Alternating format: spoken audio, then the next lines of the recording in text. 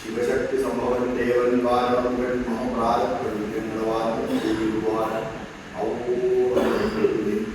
വാണിയും കലാചരണങ്ങളുടെ നാവുകളിൽ വാണിമാതാവേ വന്നതിൽ നാവിന്റെ നടനം ചെയ്യേണാങ്കാരി യഥാകാലി ദിഗംബരം വാരിയോത്ഭവ വാരികവാസി വാരിച്ച് തന്നെ തിരുമാലകളെന്ന പോലെ ഹരി കാവലി പൂർണ്ണേണം കാലി ആരാധസരക്ഷണം കൃഷ്ണിവംശത്തിൽ വന്ന് കൃഷ്ണനായി പിറന്നു വിഷ്ണു വിശ്വാത്മാ വിശേഷിച്ച് ഗ്രഹിക്കുകയാണ്. വിഷ്ണുദോത്ഭവ നന്ദനപുത്രൻ വ്യാസൻ വിഷ്ണു താൻ തന്നെ വന്നു പിറന്ന തപോധനൻ വിഷ്ണുതൻ മായാഗുണചരിതമെല്ലാം കൃഷ്ണനാം പുരാണകർത്താവിനെ സർവീശ്വരനമണി. ഓം ശ്രീ ഗണേശായ നമഃ. ഓം ശ്രീ ആദ്യ യഥപ്രതിപാദ്യ ജയ ജയ സ്വസംവേദ്യ ആത്മരൂപ. ഓം തത്സത്. ഓം ഭൂർഭുവസ്വഃ തത്സവിതുർവരേണ്യം ഭർഗോ ദേവസ്യ ധീമഹി യോ യോ നഃ പ്രചോദയാത്. ഓം ശാന്തി ശാന്തി ശാന്തി. ഓം സൈശ്വരായ വിദ്മഹി സത്യദേവായ ധീമഹി തന്നഃ സർവം പ്രചോദയാത്. ഓം ശാന്തി ശാന്തി ശാന്തി. ഓം ഗുരുബ്രഹ്മ ഗുരുവിഷ്ണു ഗുരുദേവോ മഹേശ്വരൻ ഗുരു സാക്ഷാത് പരം ബ്രഹ്മ തസ്മൈ ശ്രീ ഗുരവേ നമഃ. ഭഗവാനെ ഓം സകലാവതു സകലം പുനർത്തു സഹ വീര്യം കരവാവഹി തേജസ്വിനാവധീതമസ്തു മാ വിദ്വിഷാവഹി. ഓം ശാന്തി ശാന്തി ശാന്തി. നാരായണം നമസ്കൃത്യ നരം ചൈവ നരോത്തമം ദേവി സരസ്വതി വ്യാസം തമോ ജയം ഉദീരേ മേ സർവമംഗളമംഗല്യേ ശിവേ സർവാർത്ഥസാധികേ ശരണ്യേ ത്രയംബകേ ഗൗരി നാരായണി. ഓം യോഗത്തിന്റെ അധ്യക്ഷൻ സാർ, ഉപദേശ സമിതിയുടെ സെക്രട്ടറി ഏറ്റവും പ്രിയങ്കരനായ ശ്രീ അനിൽ, അധ്യക്ഷതയിലിരിക്കുന്ന ശ്രീ ഗോപാലകൃഷ്ണൻ ചേട്ടൻ, ഈ പ്രഭാഷണം കേൾക്കുവാനായി എത്തിയിട്ടുള്ള പ്രിയമുള്ള സജ്ജനങ്ങൾ, ഗുരുജനങ്ങൾ, സഹോദരി സഹോദരന്മാർ, രാമായണ പ്രഭാഷണ പരമ്പരയാണ്. ആ പ്രഭാഷണ പരമ്പരകൾ നടത്തണമെന്നും ആ പ്രഭാഷണ പരമ്പരയിലേക്ക് എന്നെ വിളിക്കണമെന്നും ഈ ഉപദേശ സമിതി അംഗങ്ങളെ അവരുടെ മനസ്സിൽ ബോധിപ്പിച്ച അമ്മയുടെ മുമ്പിൽ സാഷ്ടാംഗ പ്രണാമം. അമ്മയുടെ നിർദ്ദേശമനുസരിച്ച് എന്നെ വിളിച്ച ഉപദേശ സമിതി അംഗങ്ങളോട് ഞാൻ എൻ്റെ കൃതാർത്ഥതയും കൃതജ്ഞതയും എല്ലാ നന്ദിയും പ്രത്യേകമായി അറിയിക്കുന്നു. വിഷയം രാമായണമാണ്. രാമായണ പ്രഭാഷണത്തിന്റെ അവസാനം ഒരു വളരെ വ്യത്യസ്തമായ ഒരു ദേവീ സ്തുതിയും നിങ്ങൾക്കായി കൊണ്ടുവന്നിട്ടുണ്ട്. ആത്മാർത്ഥമായി ആദ്യ അവസാനം പങ്കെടുക്കണം. ഞാൻ നിങ്ങളിൽ ഒരാളാണ്. ഞാൻ കഴിഞ്ഞ വർഷവും ഇവിടെ ആത്മീയ പ്രഭാഷണത്തിൽ വന്നിരുന്നു. എന്നെ ശ്രമിച്ച ശേഷം വീണ്ടും ഈ വർഷം വിളിക്കുവാൻ എന്നെ പ്രേരിപ്പിച്ച അമ്മയുടെ പാതാരങ്ങളിൽ ഒരിക്കൽക്കൂടെ സാഷ്ടാംഗ പ്രണാമം. അപ്പൊ രാമായണമാണ് നമ്മുടെ വിഷയം. രാമായണം നിങ്ങൾക്കെല്ലാം അറിയാവുന്നതുപോലെ, ഇതിനേക്കാൾ കൂടുതൽ പക്ഷേ അറിയാവുന്നതിനേക്കാൾ കാണാം, രാമന്റെ അയനമാണ്. അയനം, സഞ്ചാരം, ഗമനം എന്നൊക്കെ അർത്ഥം പറയാം. പക്ഷെ രാമന്റെ മാത്രം ഗമനമല്ല, രാമന്റെ മാത്രം അയനമല്ല, രാമയുടെയും സീതയുടെയും അയനം കൂടിയാണ് രാമായണം. അല്ലെങ്കിൽ രാമായണത്തിന്റെ ഒരു ഏറ്റവും വലിയ പ്രത്യേകത എന്താണെന്ന് ചോദിച്ചാൽ, രാമായണം നിത്യം പഠിക്കുന്ന ഒരാൾക്കുള്ള ഗുണം എന്താണെന്ന് ചോദിച്ചാൽ, ശിവേതര ചിരി എന്ന് പറഞ്ഞാൽ ശിവം എന്ന് പറഞ്ഞാൽ മംഗളം, ശിവം മംഗളം, ശിവേതരം എന്ന് പറഞ്ഞാൽ അമംഗളം, ശരി എന്ന് പറഞ്ഞാൽ അതിന് നാശം, അമംഗളത്തിന് നാശം, സർവത്ര മംഗളം. ജീവിതത്തിൽ സർവത്ര മംഗളം പ്രദാനം ചെയ്യുന്നതാണ് രാമായണം. ആമുഖമായി പറഞ്ഞിട്ട് നമുക്ക് രാമായണം പല പല പല രാമായണവും നമുക്ക് എഴുത്തച്ഛൻ്റെ രാമായണത്തിലൂടെ അധ്യാത്മ രാമായണത്തിലെ ഒരു സ്തുതിയിലൂടെ കടന്നു പോകും. കാരണം ഏത് നല്ല കാര്യം തുടങ്ങുന്നതും മഹാഗണപതിയെ സ്തുതിച്ചുകൊണ്ടാകണം. എന്നെ സംബന്ധിച്ച് അധ്യാത്മ രാമായണത്തിലെ ആ സ്തുതിയാണ് എൻ്റെ പ്രാർത്ഥനാ മന്ത്രം. നിങ്ങൾക്ക് മനസ്സിലായി കാണും. കാരണനായ ഗണനായകൻ, ബ്രഹ്മാത്മകൻ, കാരുണ്യമൂർത്തി, ശിവശക്തി സംഭവൻ ദേവൻ, വാരണമുഖൻ, മമ പ്രാരബ്ധ വിഘ്നങ്ങളെ വാരണം ചെയ്തിടുവാൻ ആവോളം വന്നിട്ടുണ്ട്.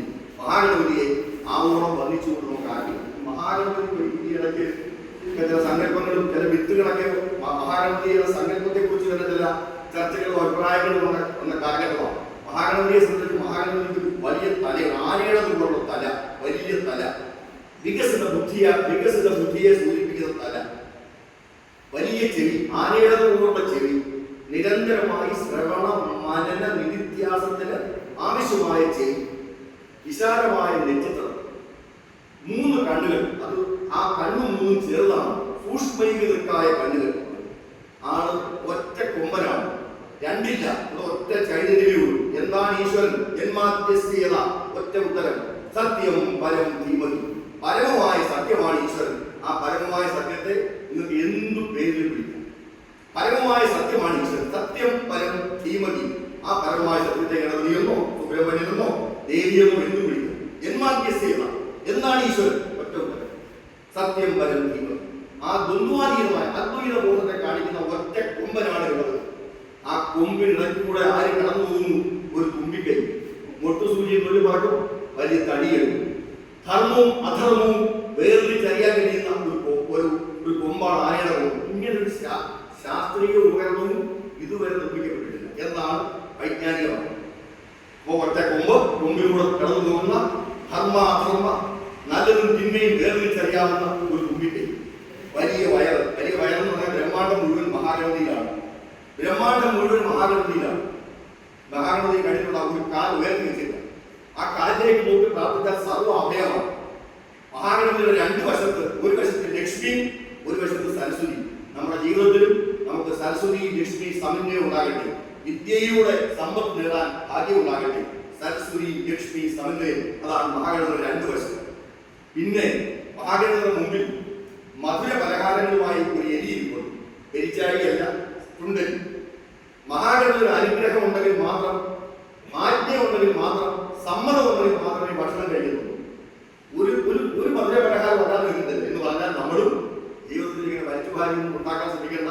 ഈശ്വരാനുഗ്രഹം ഉണ്ടെങ്കിൽ അത് എടുക്കേണ്ട മധുരം നമ്മളെ എടുപ്പിക്കുന്ന ശക്തിയാണ് കിടന്നത്. 4 കൈയാണ് കിടന്നത്, 4 കൈ. 1 അഭയഹസ്തം, ഏവർക്കും അനുഗ്രഹം. 2 മറ്റൊരു കൈ മോദകം. മോദകം എന്ന് പറഞ്ഞാൽ ആത്മീയ സാധനയും നമുക്ക് ഇടയ്ക്കിടെ അനുഭവപ്പെടുന്ന മധുര അനുഭൂതിയാണ് മോദകം. ഒരു കയ്യിൽ കയർ നമ്മളെ പിടിച്ച് വലിക്കുന്നു, ഒരു കയ്യിൽ മഴു വേണ്ടാത്തതെല്ലാം വെട്ടിക്കളഞ്ഞ് ആത്മീയ സാധനയിലേക്ക് ഉയർന്നു. വിനായക ചതുർത്ഥിയിലേക്ക് വരാൻ പോവാണ്. മഹാഗണപതിയെ ആരെങ്കിലും കളിയാക്കിയാൽ മഹാഗണപതിയുടെ സഞ്ചാരം എലിയുടെ പുറത്തുള്ളതാണ്. ഒരിക്കൽ മറിഞ്ഞു വീണെന്ന് പറയപ്പെടുന്നു. നോക്കിക്കണ്ട് ചിരിച്ച ചന്ദ്രനോട് പറഞ്ഞു, നിന്നെ ഇന്ന് ആരും നോക്കരുത്. മഹാഗണപതി ഉപാസനയും അല്ലെങ്കിൽ തന്നെയും ഈശ്വര ഉപാസനയും എന്തെങ്കിലും തെറ്റ് നമ്മുടെ ഭാഗത്തു നിന്നുണ്ടായാൽ മഹാഗണപതി കൊടുക്കത്തില്ല. നമ്മളെ ആരും നോക്കാത്തൊരവസ്ഥ വരെ സംജാതമാണ്. ലോകത്തിൽ മാത്രമല്ല, ഈ സങ്കല്പങ്ങൾ എന്താ വെച്ചുകൊണ്ട് നിങ്ങൾ ഗണപതി ഒന്ന് വരച്ചു നോക്കും. ഓങ്കാരപ്പൊരുളാണ്, പ്രണവസ്വരൂപനാണ്. ആ ഓങ്കാരപ്പൊരുളായ ഗണപതിയെ സ്തുതിക്കാതെ ഒരു കാര്യം ജീവിതത്തിൽ ചെയ്യാൻ പാടില്ല എന്നുള്ള വൈജ്ഞാനിക മതമനുസരിച്ച് ഗണപതിയെ സ്തുതിച്ചുകൊണ്ട് നമ്മൾ ആരംഭിക്കും. പിന്നെ ലളിതാ സഹസ്രനാമം നിങ്ങൾക്കറിയാമല്ലോ. കാമേശ്വര മുഖാലോക കൽപ്പന ശ്രീ ഗണേശ്വര മഹാഗണേശ നിർഭിന്ന വിഘ്നയന്ത്ര പ്രകർഷിത. ലളിതാ സഹസ്രനാമം നന്നായി ജീവിക്കുന്ന ഒരു ക്ഷേത്രമാണ് എന്ന് പറഞ്ഞാൽ, അസുരന്മാരുമായുള്ള യുദ്ധത്തിൽ ദേവിക്ക് ഒരു ബുദ്ധിമുട്ടുണ്ടായപ്പോൾ ദേവി പതുക്കെ എങ്ങോട്ട് നോക്കി, മഹാദേവന്റെ മുഖത്തോട് നോക്കിയപ്പോൾ അന്നേരം ഉദ്ഭൂതമായ ആത്മീയ ശക്തിയാണ് മഹാഗണപതി. ആ എഴുത്തച്ഛൻ അധ്യാത്മരാമായണം ആരംഭിച്ചത് മഹാഗണപതിയെ സ്തുതിച്ചുകൊണ്ടാണ്. മഹാഗണപതിയെ സ്തുതിച്ച് കഴിഞ്ഞ ശേഷം ആരെ സ്തുതിച്ചു? ദേവിയെ സ്തുതിച്ചു, സരസ്വതി ദേവിയെ സ്തുതിച്ചു. വാണിയുടനാരതമെന്നുള്ള നാവ് തന്നെ വാണിമാതാവേ വന്ന വിഗ്രഹീകനാൽപ്പികെ നാണമെന്നിയേറുക നാവിന്മേൽ നടനം ചെയ്യുകേണാങ്കാലിനെ യഥാകാലിനെ ദിഗംബരൻ വാരിയോത്ഭവമുഖവാരിയമാസി വാരിധി തന്നിൽ തിരമാലകളെന്ന പോലെ ഹരി പദാവലി തോന്നേണം കാലേ കാലേ വാരാത സരക്ഷണം എന്റെ മംഗലശീലി. അമ്മേ, എന്റെ നാക്ക് വളരെ വനം പോലുള്ള നാക്കാണ്. ഈ നാക്കിലേക്ക് സാരസ്വതം വരുന്നില്ല. ഈ വന്യമായ നാക്കിലേക്ക് മഹാദേവൻ താണ്ഡവ നൃത്തം ചെയ്യുന്നത് എങ്ങനെയാണോ അതുപോലെ അമ്മേ സരസ്വതി എന്ന നാവിൽ വന്ന് നൃത്തം ചെയ്ത് എനിക്ക് പദാവലികളും സാരസ്വതവും അമ്മയുടെ സരസ്വതി കടാക്ഷം ആവോളം നൽകി എന്നെ അനുഗ്രഹിക്കണമേ. എഴുത്തച്ഛന്റെ പ്രാർത്ഥനയാണ്. എഴുത്തച്ഛന്റെ രണ്ടാമത്തെ പ്രാർത്ഥന. 3 കൃഷ്ണവംശത്തിൽ വന്ന് കൃഷ്ണനായി പിറന്നു വിഷ്ണു വിശ്വാത്മാ വിശേഷിച്ച് അനുഗ്രഹിക്കണം. വിഷ്ണുജോത്ഭവ സുതനന്ദന പുത്രൻ വ്യാസൻ വിഷ്ണു താൻ തന്നെ വന്നു പിറന്ന തപോധനൻ വിഷ്ണുതന്മായ ചരിതമെല്ലാം കണ്ട കൃഷ്ണരാം പുരാണകർത്താവിനെ വണങ്ങുന്നു. കൃഷ്ണവംശത്തിലാണ് കൃഷ്ണൻ ജനിച്ചത്. ആ കൃഷ്ണനെ വണങ്ങുന്നു. പിന്നെ രണ്ടാമത് വണങ്ങുന്ന ആരാ? വിഷ്ണുജോൽ. അധ്യാത്മമായിട്ട് വായിക്കുന്ന വിഷ്ണുജോത്ഭവ സുതനന്ദന പുത്രൻ. അതായത് വിഷ്ണുവിൽ നിന്ന് ഉത്ഭവിച്ച ബ്രഹ്മാവ്. ബ്രഹ്മാവിന്റെ പുത്രൻ വസിഷ്ഠൻ. വസിഷ്ഠന്റെ പുത്രൻ ശക്തി. ശക്തിയുടെ പുത്രൻ പരാശരൻ. പരാശരന്റെ പുത്രൻ വ്യാസൻ. വ്യാസഭഗവാനെ അനുഗ്രഹിക്കുന്നത്. ഇത്രയും സ്തുതി കഴിച്ചാണ്. അതുകൊണ്ടാണ് ജ്ഞാനികൾ പറയുന്നത് ആധ്യാത്മിക കാര്യങ്ങൾ തുറന്നതിന് മുമ്പ് നാരായണം നമസ്കൃത്യ നരൻ ചെയ്യുക നരോത്തമം ദേവിയും സരസ്വതിയും വ്യാസം തതോ ജയമുദീരേ. ആധ്യാത്മിക കാര്യങ്ങൾ വിശിഷ്യ ഭഗവത്ഗീതയും മഹാഭാരതവും പഠിച്ചു തുടങ്ങണോ? എന്ത് ചെയ്യണം? ആരെ നമസ്കരിക്കണം? ഈ പ്രപഞ്ചത്തിന്റെ മുഴുവൻ ഊർജമായ നാരായണ നമസ്കരിക്കണം. ഈ പ്രപഞ്ചത്തിന്റെ മുഴുവൻ ഊർജമായ നാരായണ നമസ്കരിക്കണം. ആരാണ് നാരായണൻ? നാരായണൻ ആരാണ്? നാരായണൻ സകല നരന്മാർക്കും ഏകഗതിയായിട്ടുള്ളവൻ ആരും അത് നാരായണൻ. സകല നരന്മാർക്കും അവിടെ ഉള്ളിലും ആത്മത്വം നിവസിക്കുന്നവൻ ആരും അത് നാരായണൻ. സൃഷ്ടിക്ക് മുമ്പും സൃഷ്ടിക്ക് ശേഷവും ഈ പ്രളയജലത്തിൽ എന്ത് ആത്മീയ ശക്തി അവശേഷിക്കുമോ അത് നാരായണൻ. പരമമായ ജ്ഞാനത്തിലൂടെ, പരമമായ പ്രേമത്തിലൂടെ, പരമമായ ഭക്തിയിലൂടെ നാം എവിടെ എത്തുമോ അത് നാരായണൻ. നാരായണന് കുറച്ചുകൂടെ എഴുത്തച്ഛൻ കുറച്ചുകൂടെ കടന്നു പറഞ്ഞിട്ടുണ്ട്. ഹരിനാമകീർത്തനം ചന്നത്വമാർന്ന കനൽപോലെ നിറഞ്ഞുലകിൽ ചിന്നുന്ന നിൻ മഹിമയാണ് നാരായണൻ. എഴുത്തച്ഛന്റെ ഹരിനാമകീർത്തനമാണ്. ചന്നത്വമാർന്ന കനൽപോലെ നിറഞ്ഞുലകിൽ ചിന്നുന്ന നിൻ മഹിമയാണ് നാരായണൻ. ആ നാരായണനെ ആദ്യം നമസ്കരിക്കണം. കുറച്ചുകൂടെ കടന്നു പറയാം. ഹരിനാമകീർത്തനത്തിന്റെ ഈരടിയിരിക്കുക. നാരായണായ നമ, നാരായണായ നമ, നാരായണായ നമ, നാരായണായ നമ. നാരായണ സകല സന്താപനാശന ജഗന്നാഥ വിഷ്ണുവാണ്. സകല സന്താപനാശകനായ ജഗത്തിന്റെ മുഴുവൻ വിഷ്ണുവാണ്. വ്യാപിച്ചിരിക്കുന്ന ആത്മചൈതന്യമാണ്. അഖണ്ഡ ബോധ പരബ്രഹ്മ സ്വരൂപമാണ് നാരായണൻ. ഭാഗവതം വായിക്കുന്നവരെ അറിയാമല്ലോ. നാരായണായ നമ എന്നുള്ള മന്ത്രപദം ആരെങ്കിലും ദേവതും ചേരും എവിടെ? മുകുന്ദപദം. തീരാതെ സംസ്കൃതി വിശുദ്ധിയുടെ എല്ലാ സംസാരം വിട്ടുകൊണ്ടിരും. അതുകൊണ്ട് ആലോകരെ ജപതും നാരായണ ഈ പ്രപഞ്ചമാകെ നിറഞ്ഞു നിൽക്കുന്ന ഊർജമാണ്. പ്രപഞ്ചത്തിന്റെ ഊർജമാണ്. അഖണ്ഡ ബോധ പരബ്രഹ്മ സ്വരൂപമാണ് നാരായണൻ. നാരായണനെ നമസ്കരിക്കണം.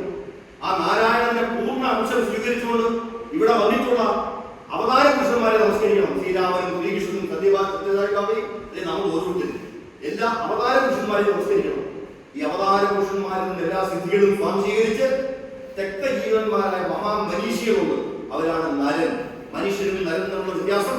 അവതാര പുരുഷന്മാരുടെ മുഴുവൻ സിദ്ധികളും സ്വീകരിച്ചുകൊള്ളുന്ന നരനെ നമസ്കരിക്കണം. നാരായണനെ നമസ്കരിക്കണം. നാരായണനെ നമസ്കരിക്കണം. അവതാര പുരുഷന്മാരെ നമസ്കരിക്കണം.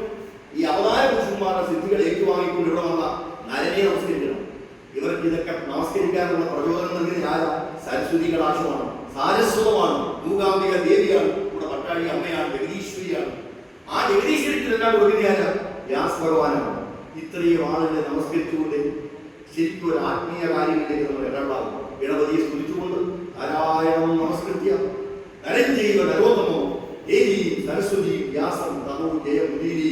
അതുകൊണ്ടാണ് ഇങ്ങനെ വന്നത്. ഇതാണ് എഴുത്തച്ഛന്റെ ആധ്യാത്മ രാമായണത്തിലെ ആദ്യത്തെ സ്തുതി.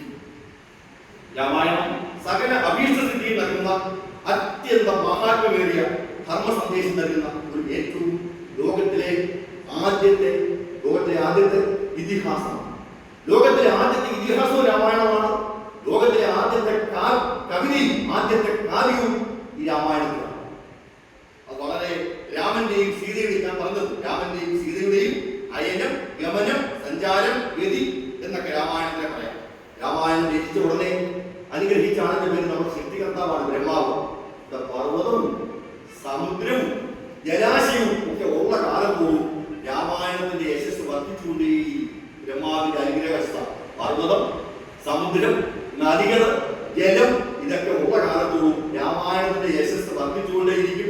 അതുകൊണ്ടാണ് കർക്കിടക മാസം 1-ാം തീയതി മുതൽ 31-ാം തീയതി വരെയും കേരളത്തിലെ എല്ലാ ഭവനങ്ങളിലും, എല്ലാ സാമൂഹ്യ സംഘടനകളിലും, എല്ലാ ക്ഷേത്രങ്ങളിലും രാമായണം വായിക്കുകയും പ്രചരിപ്പിക്കുകയും രാമായണത്തിന്റെ അർത്ഥം മനസ്സിലാക്കാൻ ശ്രമിച്ചുകൊണ്ടേയിരിക്കുകയും ചെയ്യുന്നത് ആ ബ്രഹ്മാവിന്റെ അനുഗ്രഹ വചസ് അത്യന്തം സാർത്ഥകമായി കൊണ്ടിരിക്കുന്നു എന്നതിന്റെ സൂചനയാണ്. ഇത് കഴിഞ്ഞാൽ എഴുത്തച്ഛൻ പിന്നെ ആദ്യം ശ്രീരാമനെ സ്തുതിച്ചുകൊണ്ടാണ് അധ്യാത്മരാമായണം ആരംഭിക്കുന്നത്. ആ സ്തുതി ഗംഭീരമായ സ്തുതിയാണ്.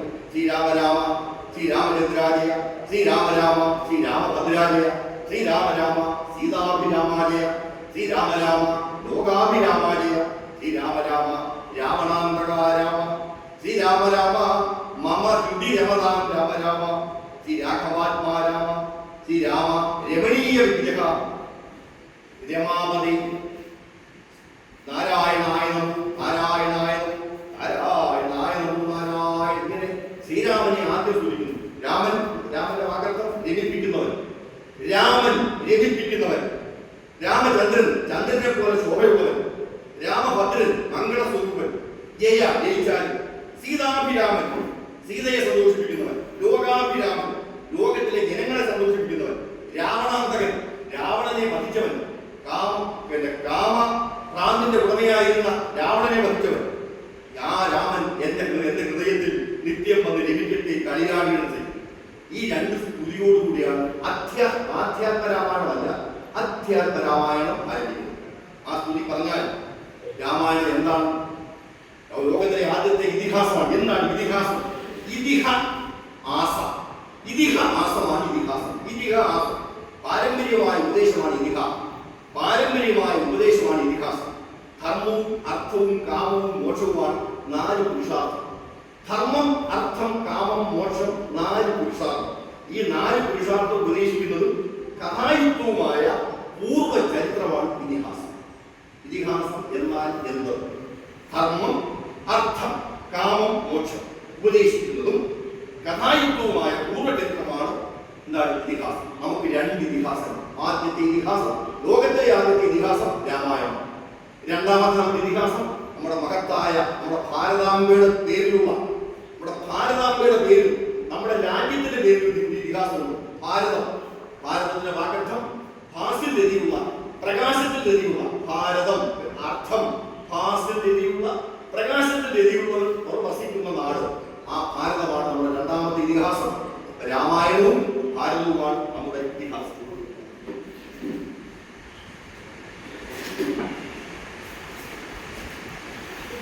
രാമായണത്തിന്റെ പ്രതിപാദ്യത്വം.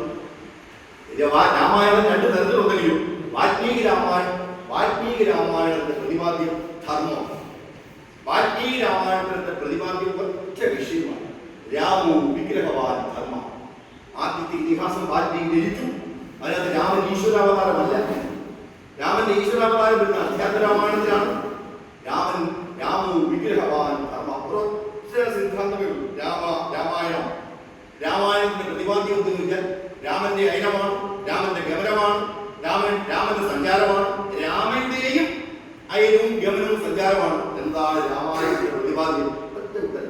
ഒരേ ഒരു ഉത്തരം എന്താണ്? രാമോ വിഗ്രഹവാൻ ധർമ്മത്തിന്. എന്താണ് ധർമ്മം? നമ്മളിവിടെ ജീവിക്കണമെങ്കിൽ ഒരു വ്യവസ്ഥിതി വേണം. ആ വ്യവസ്ഥിതിക്ക് ചില മൂല്യങ്ങൾ വേണം. നമ്മൾ ജീവിക്കുന്ന വ്യവസ്ഥിതിക്കും ഇവിടെ ജീവിക്കുന്ന ആളുകൾക്കും ചില മൂല്യങ്ങൾ വേണം. ആ മൂല്യങ്ങളുടെ ആകെ ഉപയോഗിക്കുന്ന ഒറ്റ വാക്കാണ് ധർമ്മം. ശങ്കരാചാര്യ സ്വാമി പറഞ്ഞു, ജഗതസ്ഥിതി കാരണം പ്രാണിന സാക്ഷാത് അഭ്യുദയ നിശ്രേയസ ഹേതു. ഈ ലോകം ഇങ്ങനെ നിലനിൽക്കണമെങ്കിലും നമുക്ക് ഓരോരുത്തർക്കും ഭൗതികവും ആത്മീയവുമായ വമ്പിച്ച ഉയർച്ച കിട്ടണമെങ്കിൽ ചില മൂല്യങ്ങൾ വേണം. ഈ മൂല്യങ്ങളുടെ ആകെത്തുകയെ ഒറ്റ വാക്കി പറയാം: ധർമ്മം. ഏകദസ്ഥിതി കാരണം നമ്മളെ സംബന്ധിച്ച് എന്തെങ്കിലും കാര്യത്തിൽ ആത്മീയത്തിൽ സംശയം ഉണ്ടായാൽ അത് സുപ്രീം കോടതിയാണ് ശങ്കരാചാര്യ സ്വാമി. ശങ്കരാചാര്യ സ്വാമികൾ പറയുന്നതിന് അപ്പുറം ഒരു വാക്ക് ആത്മീയതയിൽ ഒരു കാര്യത്തിലുമില്ല. അതുകൊണ്ട് ശങ്കരാചാര്യ സ്വാമികൾ പറഞ്ഞ നിർവചനം ഏകദസ്ഥിതി കാരണം പ്രാണിന സാക്ഷാ അഭ്യുദയ നിശ്രേയസേതു ധർമ്മ. ഇതാണ് ശങ്കരാചാര്യ സ്വാമികളുടെ നിർവചനം. പിന്നെ നമ്മുടെ നാരദ മഹർഷി പറഞ്ഞു, എവിടെ ഏതോ കൃഷ്ണ തമോ ധർമ്മം, എവിടെ കൃഷ്ണനുണ്ടോ അതാണ് ധർമ്മം. ഏതോ ധർമ്മ തമോ ജയം. നാരദ മഹർഷിയുടെ വീണാപാണിയായ നാരദ മഹർഷിയുടെ നിർവചനമാണ് ഏതോ കൃഷ്ണ തമോ ധർമ്മ, ഏതോ ധർമ്മ തമോ ജയം. മഹാഭാരതത്തിൽ ഗാന്ധാരി ദുര്യോധനന്റെ അമ്മ, ദുര്യോധനൻ കുരുക്ഷേത്ര യുദ്ധത്തിൽ അനുഗ്രഹത്തിനായി ചെല്ലുമ്പോൾ ആ അമ്മ മകനോട് പറയുവാണ്, മകനെ ഏതോ ധർമ്മ തമോ ജയ, നീ ജയിച്ചു വരാൻ പറഞ്ഞില്ല, എവിടെ ധർമ്മമുണ്ടോ അത് ജയിക്കട്ടെ. ഇതാണ് നമ്മുടെ സുപ്രീം കോടതി ആപ്തവാക്യം. ഏതോ ധർമ്മ തമോ ജയ. ശ്രീനാരായണ ഗുരുദേവൻ ധർമ്മത്തെ കുറിച്ച് പറയുന്നു, ധർമ്മമേവ പരം ദൈവം, ധർമ്മമേവ മഹാധനം, ധർമ്മം സർവത്ര വിജയി ഭവതു ശ്രേയസേനുള്ള. ധർമ്മമേവ പരം ദൈവം, ധർമ്മമേവ മഹാധനം, ധർമ്മം സർവത്ര വിജയി ഭവതു ശ്രേയസേനുള്ള. ധർമ്മമാണ് ദൈവം, ധർമ്മമാണ് ദൈവം, ധർമ്മമാണ് ധനം, ധർമ്മമാണ് വിജയിക്കുന്നത്. എല്ലാ വിധത്തിലുള്ള ഐശ്വര്യവും ധർമ്മം നമുക്ക് നൽകുന്നു. ആര് പറഞ്ഞ? ശ്രീനാരായണ ഗുരുദേവൻ. ഇതുകൊണ്ടാണ് ശ്രീനാരായണ ഗുരുദേവൻ ആത്മോപദേശ സർഗത്തിൽ അവനവൻ ആത്മസുഖത്തിനായി ആയിരിക്കുന്നവ അവരെന്ന് സുഖത്തിനായി വരികണമെന്ന് പറഞ്ഞത് ഇത് ഈ നിർവചനത്തിന്റെ അടിസ്ഥാനത്തിലാണ്. അപ്പൊ ധർമ്മത്തെ സംബന്ധിച്ച് മൂല്യങ്ങൾ, ധർമ്മം എന്ന് പറഞ്ഞാൽ നമ്മുടെ എല്ലാവരുടെ ഉയർച്ചയ്ക്കും ആവശ്യമായ മൂല്യങ്ങളുടെ ആകർഷക ഏറ്റവും വലിയ പ്രധാനപ്പെട്ട കാര്യമാണ്. നമുക്കൊരു രാഷ്ട്രപതി ഉണ്ടായിരുന്നു, ഡോക്ടർ APJ അബ്ദുൽ കലാം. അദ്ദേഹം വലിയ സായി ഭക്തനായി. കുട്ടമർത്തിയിൽ അദ്ദേഹത്തിന് ധർമ്മത്തെക്കുറിച്ച് ഒരു മന്ത്രോപദേശം കൊണ്ട് കവിത. അദ്ദേഹം ലോകത്തിൽ എവിടെയൊക്കെ പോയിട്ടുണ്ടോ? UN പോയി, അമേരിക്കയിൽ പോയി, യൂറോപ്യൻ യൂണിയനിൽ പോയി, കേരള നിയമസഭയിൽ വന്നു, എല്ലാ നിയമസഭയിലും വന്നു. അദ്ദേഹം എവിടെ പോയാലും ആദ്യം ചൊല്ലുന്ന കവിത ഇതായിരുന്നു ധർമ്മത്തെക്കുറിച്ച്.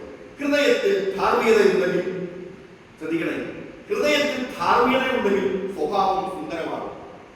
അത് തിരിച്ചു പറഞ്ഞു നോക്കിയേ, സ്വഭാവം സുന്ദരമാകണമെങ്കിൽ ഹൃദയത്തിൽ ധാർമ്മികത വേണം. ഹൃദയത്തിൽ ധാർമ്മികത ഉണ്ടെങ്കിൽ സ്വഭാവം സുന്ദരമാകണം. സ്വഭാവം സുന്ദരമായാൽ ഭവനത്തിൽ സ്വരച്ചേർച്ച ഉണ്ടാവും. സുന്ദരമായ സ്വഭാവമുള്ളവരുടെ വീട്ടിലെ സ്വരച്ചേർച്ചയുള്ളൂ. ഭവനത്തിൽ സ്വരച്ചേർച്ച ഉണ്ടായാൽ രാഷ്ട്രത്തിന് വ്യവസ്ഥ കൈവരും. രാഷ്ട്രത്തിന് വ്യവസ്ഥ കൈവരണമെങ്കിൽ നല്ല സ്വഭാവമുള്ളവർ വേണം. രാഷ്ട്രത്തിന് വ്യവസ്ഥ കൈവന്നാൽ ലോകത്തിൽ സമാധാനം ഉണ്ടാകും. ഇത് കുട്ടമർത്തിയിൽ സായി ഭഗവാൻ അബ്ദുൽ കലാമിനെ കൊടുത്തൊരു മന്ത്രോപദേശം കൂടിയാണ്. അദ്ദേഹം ലോകം മുഴുവൻ ഉപകരിപ്പിച്ചു. ഇത് ധർമ്മത്തിന്റെ ഒരു നിർവചനം. ഇപ്പൊ ധർമ്മം ഗാന്ധാരി പറഞ്ഞത് ഏതോ ധർമ്മ തതോജയ, നാരദൻ പറഞ്ഞത് ഏതോ കൃഷ്ണ തതോ ധർമ്മ, ഏതോ ധർമ്മ തതോ ജയ. ധർമ്മമാണ് ദൈവം, ധർമ്മമാണ് മഹാധനം, ധർമ്മം വിജയിക്കും അവൻ ശ്രേയസേനുള്ള. ശ്രീനാരായണ ഗുരുദേവൻ അവനവൻ ആത്മസുഖത്തിന് ആചരിക്കുന്നവ അവനെന്ന് സുഖത്തിനായി വരികയാണ്. ശ്രീനാരായണ ഗുരുദേവൻ ധർമ്മത്തെ കുറിച്ച്. പിന്നെ ശങ്കരാചാര്യ സ്വാമിയുടെ നിർവചനത്തിന് അപ്പുറം നിർവചനമില്ല. ഏകദസ്ഥിതി കാരണം പ്രാണിനാം സാക്ഷാത് അഭ്യുദയ നിശ്രേയസ ഹേതു ധർമ്മത്തിന്റെ മുദ്രാവാക്യം എടുക്കേണ്ടതുണ്ടോ?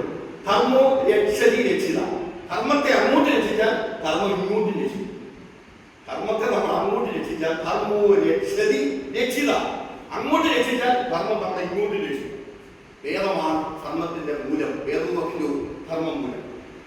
പിന്നെ അവസാനം വ്യാസഭഗവാൻ മഹാഭാരതം ധർമ്മമാണ് എന്റെ പരിപാടിയെങ്കിലും പറഞ്ഞുകൊണ്ട് നിർത്തി എല്ലാവരുടെയും ഹൃദയം കൂടി ഒളിച്ചിരിക്കുവാണ്.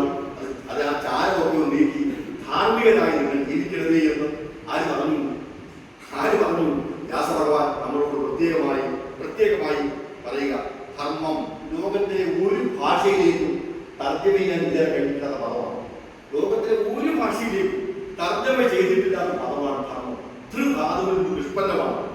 ഒന്നിനെ ആയി നിലനിർത്തുന്നതാണ് ധർമ്മം. ആഗ്രഹവും അർത്ഥവും നമ്മൾ എന്ത് കാര്യം ആഗ്രഹിച്ചാലും ധർമ്മത്തിന് വിരുദ്ധമാകരുതേ. ഒരു കാര്യം എല്ലാ കാര്യവും മൂല്യവത്തായി ചെയ്യണമേ എന്നുള്ളതാണ് ആ ധർമ്മം നമ്മെ ഉദ്ദേശിക്കുന്നത്.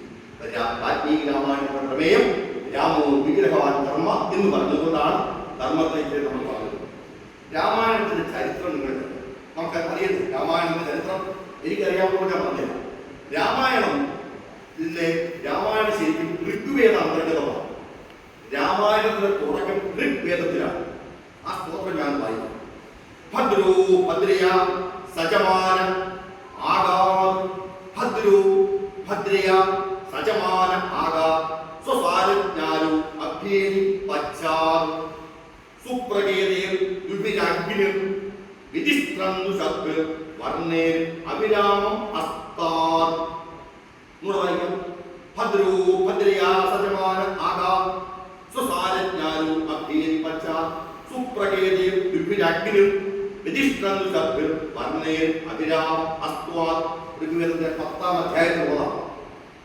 വ്യക്തിയിൽ നിന്നും സമൂഹ ചേതസ്സിന്റെ പരമാത്മാവിലേക്കുള്ള വികാസം, ഇതാണ് ഇതിന്റെ അർത്ഥം. അല്ലെങ്കിൽ വ്യക്തി ചേതസ്സിന് ഈ ലോകവുമായിട്ടുള്ള ബന്ധം, സമഷ്ടി ചേതസ്സുമായുള്ള ഉദ്ഗ്രഥനമാണ് രാമകഥ. ഇത് ഋഗ്വേദത്തിലുണ്ട്. ഇത് നന്നായി പഠിച്ചിട്ട് നമ്മുടെ ബ്രഹ്മാവ്, നമ്മുടെ സൃഷ്ടികർത്താവായ ബ്രഹ്മാവ് ഒരു രാമായണം രചിച്ചു. അത് 100 കോടി ഗ്രന്ഥവും. 100 കോടി ഗ്രന്ഥം. ഒരു ഗ്രന്ഥം 32 അക്ഷരം.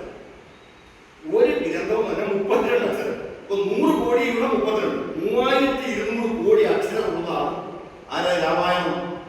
നമ്മുടെ ബ്രഹ്മാവ് രചിച്ച രാമായണം. പക്ഷേ അത് ഭൂമിയിൽ ലഭ്യമല്ല. ബ്രഹ്മരാമായണം ഭൂമിയിൽ ലഭ്യമല്ല. പക്ഷേ ബ്രഹ്മാവ് തന്റെ മാനസപുത്രനായ ആരെ വിളിച്ചു? നാരദ മഹർഷിയെ വിളിച്ചിട്ട് ഈ രാമായണത്തിന്റെ പൊരുൾ പഠിപ്പിച്ചു. ഋഗ്വേദാന്തർഗതമാണ്. ഋഗ്വേദാന്തർഗതമായ ഋഗ്വേദത്തെ ബേസ് ചെയ്ത് ബ്രഹ്മാവ് രാമായണം രചിച്ചു. 100 കോടി ഗ്രന്ഥമുണ്ട്. അത് ഭൂമിയിൽ ലഭ്യമല്ല. പക്ഷെ ബ്രഹ്മാവ് നാരദനെ പഠിപ്പിച്ചു. നാരദന് മനസ്സിലാക്കി. ഇതൊരു പശ്ചാത്തലം. രണ്ടാമത് ഈ പശ്ചാത്തലം നിൽക്കട്ടെ. ഒരു ഫ്ലാഷ് ബാക്ക് പോലെ നമുക്ക് പോകാം. കാട്ടില് മൃഗങ്ങളെ വേട്ടയാടി അമ്പ ചെയ്ത് വെടിവെച്ച് കൊന്നു തിന്നുന്ന ഒരു തനി രാക്ഷസൻ ഉണ്ടായിരുന്നു. അദ്ദേഹത്തിന്റെ പേര് രത്നാകരനാണ്. രത്നാകരൻ എങ്ങനെയോ സപ്തർഷികളുടെ അനുഗ്രഹം കിട്ടി. സപ്തർഷികളുടെ അനുഗ്രഹം കിട്ടിയപ്പോൾ സപ്തർഷികൾ പറഞ്ഞു, നീ നന്നാകുന്നു പറഞ്ഞു. രാമരാമൻ ജീവിക്കാൻ അറിഞ്ഞൂടാ, രാമാന്ന് ജീവിക്കാൻ അറിഞ്ഞൂടാ. അദ്ദേഹത്തിന് മരാന്ന് ജീവിക്കാൻ അറിയാം. രാമാന്ന് ജീവിക്കാൻ അറിഞ്ഞൂടാ. അദ്ദേഹം മരാന്ന് ജീവിക്കാൻ പറഞ്ഞു സപ്തർഷികൾ. നീ മരാന്ന് ജീവിച്ചാൽ മതി, വേറെ ഒന്നും ജീവിക്കണ്ട. ശരിക്കും നീ അങ്ങ് ജപിക്കുക മരാ. അങ്ങനെ ജപിച്ച് കുറെ നാൾ കഴിഞ്ഞപ്പോൾ അദ്ദേഹത്തിന് മോക്ഷം കിട്ടി. അദ്ദേഹം ഈ രത്നാകരൻ ആരായി മാറി? വാൽമീകിയായി മാറി, വലിയ ഋഷിയായി മാറി. ഈ വാൽമീകി മഹർഷി ഒരു ദിവസം അദ്ദേഹം യമുനാ നദിയുടെ തീരത്തുനിന്ന് ചില ഗ്രന്ഥങ്ങൾ പറയുന്നു, തമസാ നദിയുടെ തീരത്തുനിന്ന് ചില ഗ്രന്ഥങ്ങൾ പറയുന്നു. എന്തായാലും അവിടെ ആശ്രമം കിട്ടി അവിടെ ജീവിക്കുമ്പോൾ ഒരു ദിവസം കുളിക്കാൻ പോകും വാൽമീകി മഹർഷി. കുളിക്കുന്നതിന് മുമ്പേ തൊട്ടക്കരെയുള്ള വനത്തിലേക്ക് കയറി. വനത്തിലേക്ക് കയറി പോയപ്പോൾ അവിടെ ഒരു ഒരു വൃക്ഷത്തിന്റെ മുമ്പിൽ 2 ഇണപ്പക്ഷികൾ, ക്രൗഞ്ചപ്പക്ഷികൾ, 2 ക്രൗഞ്ചപ്പക്ഷികൾ ഇരുന്ന് ഇണ തേടുന്നു. ഏറ്റവും സന്തോഷകരമായ ഒരു ആഹ്ലാദത്തിലുള്ള ഇണ തേടുന്നു 2 ക്രൗഞ്ചപ്പക്ഷികൾ. പക്ഷേ തൊട്ടു പുറകെ വന്ന ഒരു വേടൻ, ദേഹവും പണ്ടുകാലത്ത് വേടനായിരുന്നു. ആ വേടൻ ഈ ഇണപ്പക്ഷികൾ ആൺപക്ഷിയെ അമ്പെയ്ത് വീഴ്ത്തി. ഇണപ്പക്ഷികൾ ഒന്നിനെന്ന് പറയണ്ട, ഇണപ്പക്ഷികൾ ആൺപക്ഷിയെ അമ്പെയ്ത് വീഴ്ത്തി. ഇത് കണ്ട കവിക്ക് ശോകതൊട്ടലായി, മനസ്സ് മുഴുവൻ ദുഃഖമായപ്പോൾ അദ്ദേഹത്തിന്റെ മനസ്സിൽ നിന്ന് ഈശ്വരൻ ഒരു കവിത തോന്നി. ലോകത്തിലെ ആദ്യത്തെ കാവ്യം പ്രതിഷ്ഠ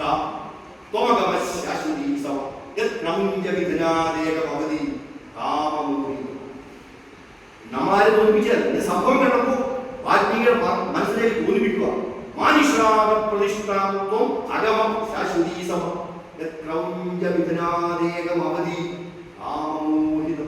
അർത്ഥം ഈ ഇണപ്പക്ഷികൾ ഒന്നിനെ കൊന്ന അല്ലയോ കാട്ടാള, നീ ദീർഘകാലം നിനക്ക് പ്രതിഷ്ഠയില്ല. ഇണപ്പക്ഷികൾ ഇട ചേർന്നുകൊണ്ട് നിൽക്കുന്നവരെ ഉപദ്രവിക്കാൻ പോകുന്ന നഷ്ടം വേറൊന്നുമില്ല. ഇണപ്പക്ഷികൾ ഒന്നിനെ ആൺപക്ഷിയെ നീ വെടിവെച്ച് വീഴ്ത്തിയതും നിനക്ക് ദീർഘകാലം നിനക്കും പ്രതിഷ്ഠയില്ല. ഒരർത്ഥം. അപ്പോൾ വാൽമീകി തോന്നി, എന്റെ മനസ്സിൽ തോന്നി ഒരു ഇതൊരു ശോകമായ ഒരു ദുഃഖകരമായ ഒരു വാക്യമാണ്. ഇണപ്പക്ഷികളിൽ ഒന്നിനെ കൊന്ന കാട്ടാള, നിനക്ക് ദീർഘകാലം പ്രതിഷ്ഠയില്ല. അത് വാൽമീകിക്ക് അത്ര ഉൾക്കൊള്ളാൻ പറ്റില്ല. ഉടനെ വാൽമീകിയുടെ മനസ്സിലേക്ക് മറ്റൊരർത്ഥം തോന്നിപ്പിച്ചു. ഈശ്വരൻ തോന്നിപ്പിച്ചതാണ്. എന്തോ തോന്നിപ്പിച്ചത്? കാമമോഹിതരായ രണ്ട് ഇടപക്ഷികളായിരുന്നു രാവണനും മണ്ഡോദരിയും. രാവണൻ കാമമോഹിതൻ, ഭാര്യ മണ്ഡോദരി. കാമമോഹിതരായ രാവണ മണ്ഡോദരിമാരിലെ കാമമോഹിതനായതുകൊണ്ട് രാവണൻ എന്ന രാക്ഷസനെ കൊന്ന ശ്രീരാമദേവൻ ദീർഘ യശസ് ഉണ്ടാവട്ടെ, ദീർഘനാൾ വാഴട്ടെ എന്നൊരർത്ഥവും തോന്നിപ്പിച്ചു. മുനിക്ക് ആകെ കൺഫ്യൂഷനായി. ശോകവുമുണ്ട്, ഈ അർത്ഥവുമുണ്ട്. അദ്ദേഹം വന്ന് കുളിയൊക്കെ കഴിഞ്ഞ് ആശ്രമത്തിൽ ഇരിക്കുമ്പോൾ അവിടെ ബ്രഹ്മാവെത്തും. ബ്രഹ്മാവ് പറഞ്ഞു, നിന്റെ മനസ്സിൽ കണ്ടത് ഒന്നും വൃഥാവിലാകത്തില്ല. നിന്റെ മനസ്സിൽ കണ്ടത് വൃഥാവിലാകത്തേയില്ല. നിന്നെ അനുഗ്രഹിക്കും, നിനക്ക് അനുഗ്രഹം ഉണ്ടാകുമെന്ന് പറഞ്ഞു. തുടർന്ന് അവിടെ നാരദനെത്തി. ബ്രഹ്മാവ് അപ്രത്യക്ഷനായ ശേഷം നാരദനെത്തി. നാരദൻ വന്നിട്ട്, നിന്റെ മനസ്സിൽ കണ്ട കാര്യം ശരിയാണ്. ഇണപ്പക്ഷികളിൽ ഒന്നായ ആൺപക്ഷിയെ കൊന്ന എന്ന് പറഞ്ഞാൽ രാവണ മണ്ഡോദരി ദമ്പതിമാരിലെ കാമമോഹനായ രാവണനെ കൊന്ന രാമൻ ദീർഘ യശസ്സോടെ ഇവിടെ ജീവിക്കും എന്നാണ് അതിന്റെ അർത്ഥം എന്ന് പറഞ്ഞ് മനസ്സിലാക്കി. മഹർഷിക്ക് സന്തോഷമായി. ഈ രാവണൻ, ഈ നാരദൻ 100 ശ്ലോകങ്ങളുള്ള ഒരു രാമായണം പറഞ്ഞു. ഈ വാൽമീകി മഹർഷിക്ക് രാമായണം എങ്ങനെ രചിക്കണം 100 ശ്ലോകങ്ങളുള്ള ഒരു രാമായണം പറഞ്ഞു. ആ രാമായണത്തിനെ മൂലരാമായണം എന്ന് പറയുന്നു. വാൽമീകി രാമായണം വീട്ടിലുണ്ടോ? ഉണ്ടെങ്കിൽ വാൽമീകി രാമായണത്തിന്റെ 1-ാം അധ്യായം ഇതാണ്. വാൽമീകി രാമായണത്തിന്റെ 1-ാം അധ്യായം ശരിക്കും ഈ നാരദൻ തന്നുകൊടുത്ത മൂല രാമായണമാണ്. അങ്ങനെ അതിൽ വെച്ചിട്ട് വാൽമീകി രാമായണം രചിച്ചു. രാമായണം രചിച്ചപ്പോൾ 24,000 ശ്ലോകങ്ങളുണ്ടായി. അതിനകത്ത് തന്നെ 32,000 ശ്ലോകങ്ങളുള്ള ലോകവാസിത്വവും ഉൾപ്പെടുത്തി. അങ്ങനെ മൊത്തം 56,000 ശ്ലോകങ്ങളിൽ 24,000 ശ്ലോകം രാമായണവും 32,000 ശ്ലോകം ലോകവാസിത്വവും. വാൽമീകി രാമായണം വേറൊരു കാര്യം ശ്രദ്ധിച്ചിട്ടുള്ളൂ. പലരും അത് നന്നായി പഠിച്ചിട്ടുള്ളവരായിരിക്കാം. വാൽമീകി രാമായണം ആരംഭിക്കുന്നത് തപ എന്ന വാക്കിലാണ്. ജീവിതത്തിൽ എന്ത് കാര്യം തുടങ്ങാനും തപസ് വേണം. മനസ്സിന്റെ ദേവിയിലുള്ള ശക്തമായ സാന്ദ്രീകരണം വേണം. ത എന്ന വാക്കിലാണ് ആരംഭിക്കുന്നത്. തത് സൗദുർവരേണ്യം ഭർഗോ ദേവസ്യ ധീമഹി ധിയോ യോ ന പ്രചോദയാത്. ഗായത്രി മന്ത്രത്തിലെ ഓരോ അക്ഷരവുമാണ് 1000 കഴിയുമ്പോൾ ശ്ലോകം. 1000 ശ്ലോകം തായിൽ തുടങ്ങി, അടുത്ത ശ്ലോകം എന്നിൽ തുടങ്ങും. ഇങ്ങനെ ഗായത്രി മന്ത്രത്തിലെ 24 അക്ഷരം വെച്ചാണ് 24,000 ശ്ലോകം ആര് രചിച്ചത്? വാൽമീകി രചിച്ചത്. ആ 24,000 ശ്ലോകത്തിൽ രാമൻ ധർമ്മത്തിന്റെ വിഗ്രഹമാണ്. രാമന്റെ ഈശ്വരഭാവം അല്ല പ്രധാനം. രാമൻ ധർമ്മത്തിന്റെ വിഗ്രഹമാണ്. ഈ രാമന് ആത്മഭാവം, രാമന്റെ ആത്മീയ ഭാവം കുറവാണ് എന്ന് മനസ്സിൽ നിന്ന് കണ്ടുകൊണ്ട് വ്യാസഭഗവാൻ ഈ 24,000 ശ്ലോകത്തിനെ 6-1 ചുരുക്കി 4,200 ശ്ലോകം കൊണ്ട് ആധ്യാത്മരാമായണം മൂലം രചിച്ചു സംസ്കൃതത്തിൽ. ആ ആധ്യാത്മരാമായണം മൂലത്തെ അടിസ്ഥാനപ്പെടുത്തി വിവിധ ഭാഷാ രാമായണങ്ങൾ, കണ്ണശ രാമായണം, കമ്പരാമായണം, കൃത്തിവാസ രാമായണം, പല രാമായണം. ആ രാമായണം തുടർന്നമാണ് നമ്മുടെ ഭാഷാ പിതാവായ എഴുത്തച്ഛൻ നമുക്കായി വിവർത്തനം ചെയ്ത് തന്നതാണ് ആധ്യാത്മരാമായണം മൂലത്തിന്റെ തനി മലയാളം. വാൽമീകി രാമായണം വേറെ, ആധ്യാത്മരാമായണം മൂലം വേറെ. ആധ്യാത്മരാമായണം എഴുത്തച്ഛന്റെ രാമായണമാണ് നമ്മൾ ഈ അമ്പലത്തിൽ വായിക്കുന്നത്, അല്ലേ? വായിക്കുന്നത് ഇത്രയും രാമന്റെ ഭക്തിഭാവത്തിന്, ഈശ്വരനോടുള്ള ഭക്തിഭാവത്തിന് ഇത്രയും പ്രാധാന്യമുള്ള മറ്റൊരു രാമായണവും ഇല്ല. പിന്നെ നമുക്ക് കിട്ടാത്തൊരു രാമായണമുണ്ട്. ഹനുമാൻ സ്വാമി രചിച്ച ഒരു രാമായണവും ഉണ്ടെന്ന് പറയുന്നു. അതിനകത്ത് ഒരു ശ്ലോകമേ ഉള്ളൂ, അതും ഭൂമിയിൽ ലഭ്യമല്ല. ഇത്രയുമാണ് രാമായണത്തിന്റെ ഒരു ചരിത്രം. രാമായണത്തിന്റെ ചരിത്രം ലോകത്തിലെ ആദ്യ കാവ്യം ആനിഷാദ പ്രതിഷ്ഠ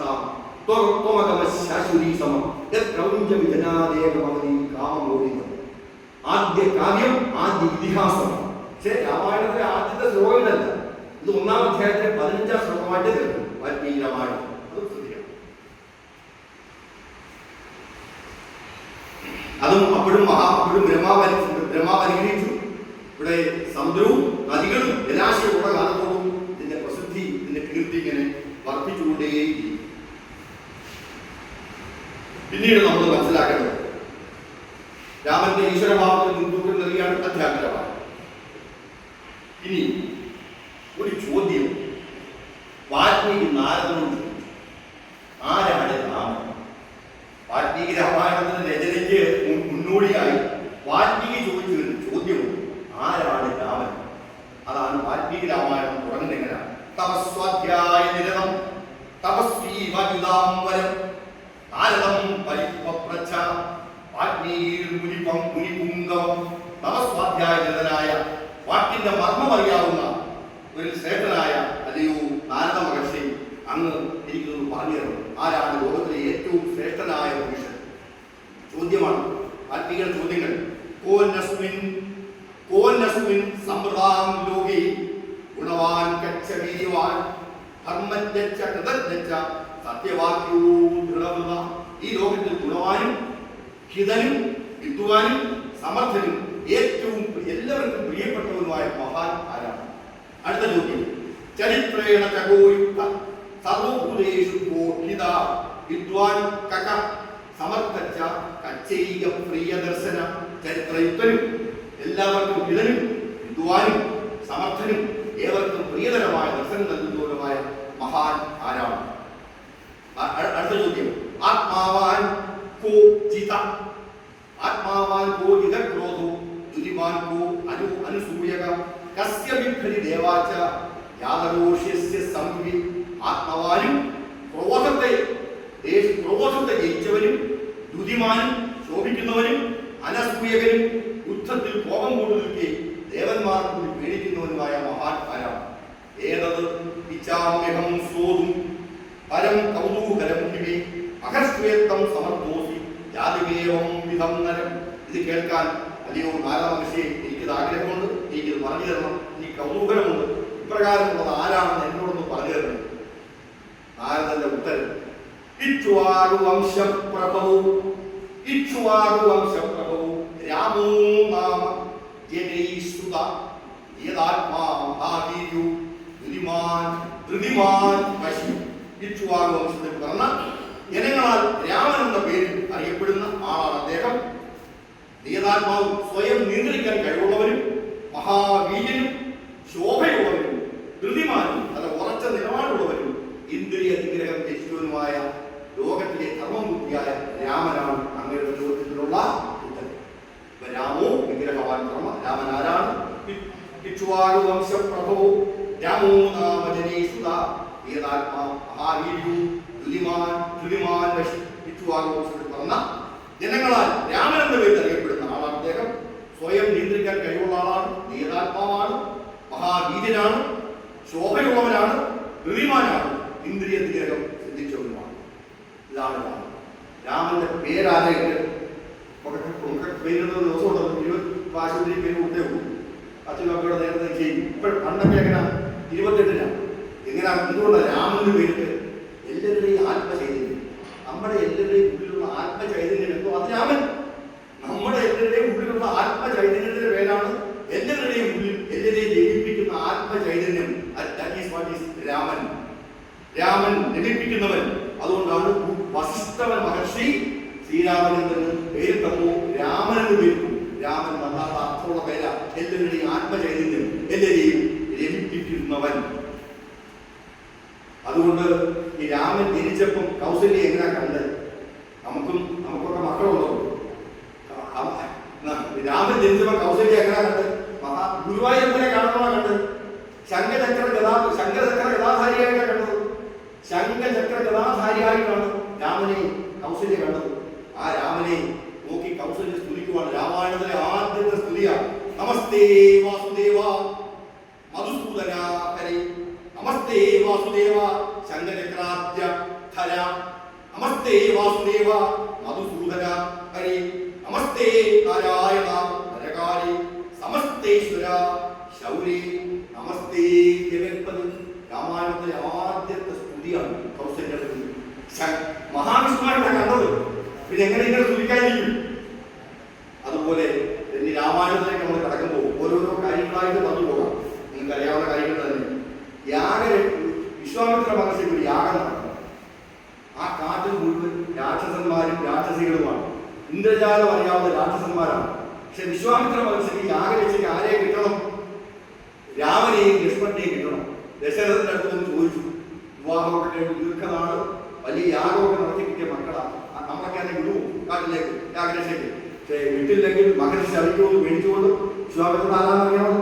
നമ്മുടെ ഗായത്രി മന്ത്രത്തിന്റെ മന്ത്രദ്രഷ്ടാവാണ്.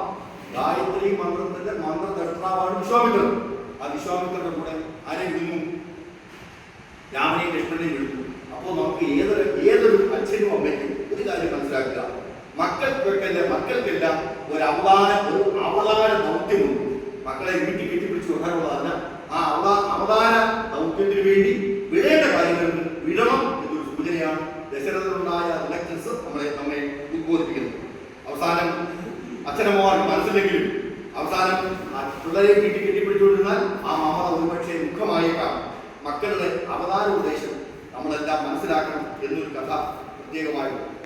ഈ രാമോ വിഗ്രഹവാൻ ധർമ്മ എന്ന് പറയുന്ന ആരാണ്? രാമൻ ധർമ്മത്തിന്റെ വിഗ്രഹമാണ്. ഈ വിശ്വാമിത്രന്റെ യാഗരക്ഷയ്ക്കായി ആരെ കൂട്ടിക്കൊണ്ടുപോയി? ലക്ഷ്മണനെയും രാമനെയും കൂട്ടിക്കൊണ്ടുപോയി. അവിടെ വന്നപ്പോൾ രണ്ട് വീരന്മാർ, രണ്ട് മായാജാലക്കാർ. ഒരാളുടെ പേര് മാരീചൻ, ഒരാളുടെ പേര് സുബാഹു. യാഗം മുടക്കാനായിട്ട് വന്നപ്പോൾ ശ്രീരാമന്റെ ഒറ്റ അമ്പിനാൽ സുബാഹുവും കൂടുതൽ 10,14,000 പേര് സ്പോട്ടിൽ വെച്ചെന്ന് മരിച്ചു. ഭസ്മമായി.